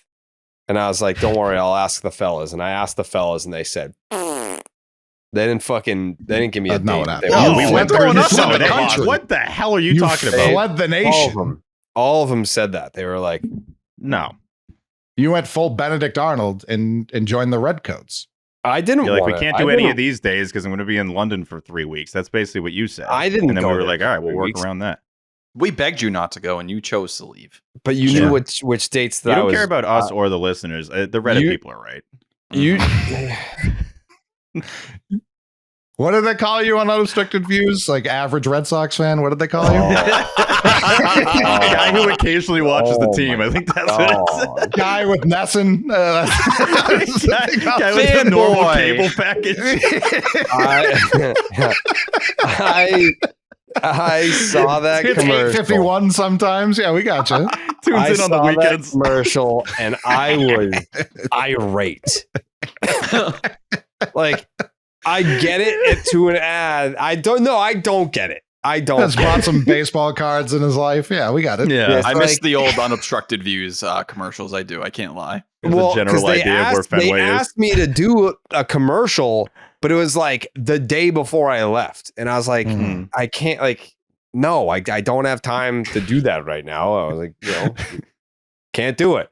And so the commercial that promotes unobstructed views, it's like Red Sox World Series champion Jonathan Papelbon, 17-time Emmy Award-winning journalist Alana Rizzo, and Red Sox superfan Jared Carrabis. Like, I'm almost 40, dude. I can't be super fan. Like, what are you talking about? There's a picture. Like, fucking foam finger Jared. Is rooting on his favorite team. Go like, what are we doing? They use a picture of skinny you from high school too. Yeah. Strike him out. I love this team. Like, come on. You couldn't have said podcaster. You couldn't have said media personality. Red Sox superfan. Come on. Hobo found behind I have bridge would have been better. full-grown kids. That's what you are at your roots, though, Jared. They say you aren't that guy anymore. You're still that guy. Big Poppy Bridge hobo. That would have been incredible. I'm a Red Sox fan. Vagabond. Jared Carrabis joining. That's crazy. That's crazy. Red Sox super fan. Oh, he bangs the drums on Lansdowne. Jared Carrabis. Come on. The Jesus is dead guy, Jared Carrabis. I saw it. I couldn't believe it. I couldn't believe it. Stilt man, Jared Carrabis waddling in. Oh man, that guy always knows where the camera is. Still, guys, like, if you got a camera, I'm there. I love what was Stilt your guy. reaction when you heard the superfan? Was it just disappointment? Because you heard it in London for the first time, right? That is funny. Yeah. You're in England. It's like 2 a.m. and then you get hit with was on the Sox. I think it was plane. I think it was on the plane. I think it debuted yesterday. Yeah, because I hadn't seen it. I feel like I've already seen that commercial 1,000 times. Yeah, I mean they've definitely run it a bunch, but I think it came out yesterday, and I was like, "Are you fucking kidding me? Like, really?" Nesson has a weird rule. That was also one of the reasons why my beef with Pete Abe started, was because he asked me for a quote. Like, he was writing a column and he was like, Red Sox fucking super fan. I was like, well, you couldn't have been he was doing that to be demeaning too. Yeah, that was intentional. Yeah. I was like, you couldn't have put like Barstool Sports Red Sox blogger Jared Carrabis, you Red Sox fanboy, like what? Red like, Sox dickhead Jared Carrabis. Yeah. Like, what are we doing? Nesson does have a weird rule where they're only allowed to run 2 commercials at a time. Like they Charlie Moore, full budget. There's been times with Jay Playbook. and Dining Playbook, we're like, I can't do this. Yeah. I love when we tie. They've played that for like 8 years. I think it's finally off the air. Yeah. But not that I don't know, man. I don't like the super fan thing. I don't like that. But that's you. Yeah. That's who you are, brother. Big tune super in fan. Tuesday night, Unobstructed Views, Nesson Plus. Me, You should lean Pap, into Alana it. Rizzo. Yeah, you should have pom-poms. Woohoo. I thought about that. I thought Big about foam that. finger would be very funny. I think I have one at my childhood home. I might just go full Red Sox uni foam finger. Oh, if you had the number one fan foam finger, that is electric. Yeah. Dude. Yeah. I'd love that. Let's go, Red Sox. Yeah, That's come you. on. You try to start the wave. I'm just like they're like talking, breaking down the game. And I'm just like, let's go, Red Sox. Sweet Carolina. Oh my god. No, on, Pap. we'll discuss that. We'll discuss that. I don't know who I need to talk to, but I'm gonna ask for a rebrand. Nesson subscriber Jared Carrabis is my favorite. That's basically favorite it. insult that's ever been lobbied your Red way. Sox people- season ticket holder Jared Carrabis. that's less in insulting studio. than Yeah, what that's they almost said. that's almost two on the. That's a on the different right side. level of commitment. Superfan could be any asshole who follows the Yeah. team. Yeah, I guess. Yeah. Superfan like buys a shirt that says Red Sox Superfan. Like that's who gets that. So Yeah. credit to you, brother. I know you got that shirt. I got that shirt and I'm wearing it tomorrow, Tuesday night on Nesson Plus. We're gonna get those days nailed down. Nesson 360. The funniest And- part, if you do it from your house, they're going to see your room and be like, no, we nailed it. It's Red Sox. Yeah, like this guy's a super fan. Look at where he lives. Yeah. Crazy. It's like the guy from Fever Pitch, you know? That's it. I mean, if you were to ask me like what Jimmy Fallon's character, like where he lived, like what his setup was, I think it would be your house, honestly. Like, I don't think he could afford all that shit, but like that your setup with all like the pictures and all that, like that. It's just that one room, though. The rest of the house isn't Red Sox. It's a pretty big room, though. There's a lot of stuff. There's a lot of Sox stuff in there. More money into that room than maybe the rest of the house combined. And You spent find a way to money in add other more rooms. things every other month. I am impressed. I am very sick. impressed. Every time I go there, I'm like, there's a new thing that costs a bunch. You've Yeah. already started planning where the next commissioner's trophy would go should they win the fifth. Mhm. Yes. Correct. Yeah. Yeah, I know where it's going. No, And for we got, sure. we got the talked fridge, the bar fridge coming, right? Is that? Oh, it's next? there, I isn't it? Oh, it's fucking there? bought it. I bought it on April 2nd. They said 7 to 12 business days. And then I emailed them and I was like, hello? Like, are you there? If that was all the email was, it'd be great. Hello? Hi. Anybody? They said that they were sending it on May 2nd. I never got like a shipping info or anything. Today's May 4th. So who knows? So they said April 2nd. They said April 2nd. Yeah, they may have scammed Okay. me. It may not be a real fridge. I don't know. Interesting. Yeah. I mean, it's dildofridges.com. Like you probably should have realized that was a fake site. Yeah. Well, I mean, it runs great from what I see in the YouTube video. So we'll see. I'm excited. Anyways. Red Sox super fan. It's just Be they you. nailed it. That's totally true. Woohoo! I think like middle school graduate would have been less insulting. Like if they Like, I think I would have been less angry if they put like took 7 years to graduate from a 2-year community college, Jared Carrabis. right. That should be what they do next, honestly. Yeah. Red Sox honk, Jerry C. Yeah. Big time homer. Mhm. Yeah. Well, tune in. It'll be fun. Oh, Pedroia's the guest. Yeah. Yeah. Yep.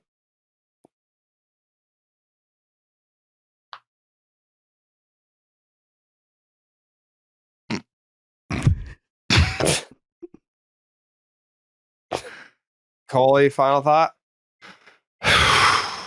I mean, T's focused on pitchers and pitching prospects. Nevertheless, Conrad Kaysen went out there. Our Atlanta Shohei Ohtani, 2 innings pitched, 5 Ks for the 18-year-old for his first professional action. That got me real horned up. I talked about Antonio Anderson already. You are on my radar. I was not paying him proper respect before now, but Antonio Anderson may be the truth. Shout out. We talked about this before the show. My guy Gio made it, sent us all the boys these Wally head shirts. Steve's asked me where I get a lot of my shirts, a lot of them from him. So shout him out. I feel like I had one more thing. I ranted about the Knights. That really pissed me the fuck off. I'm excited to see the roof. Yeah. Oh, gorgeous. Yeah, they debuted that Tuesday. No.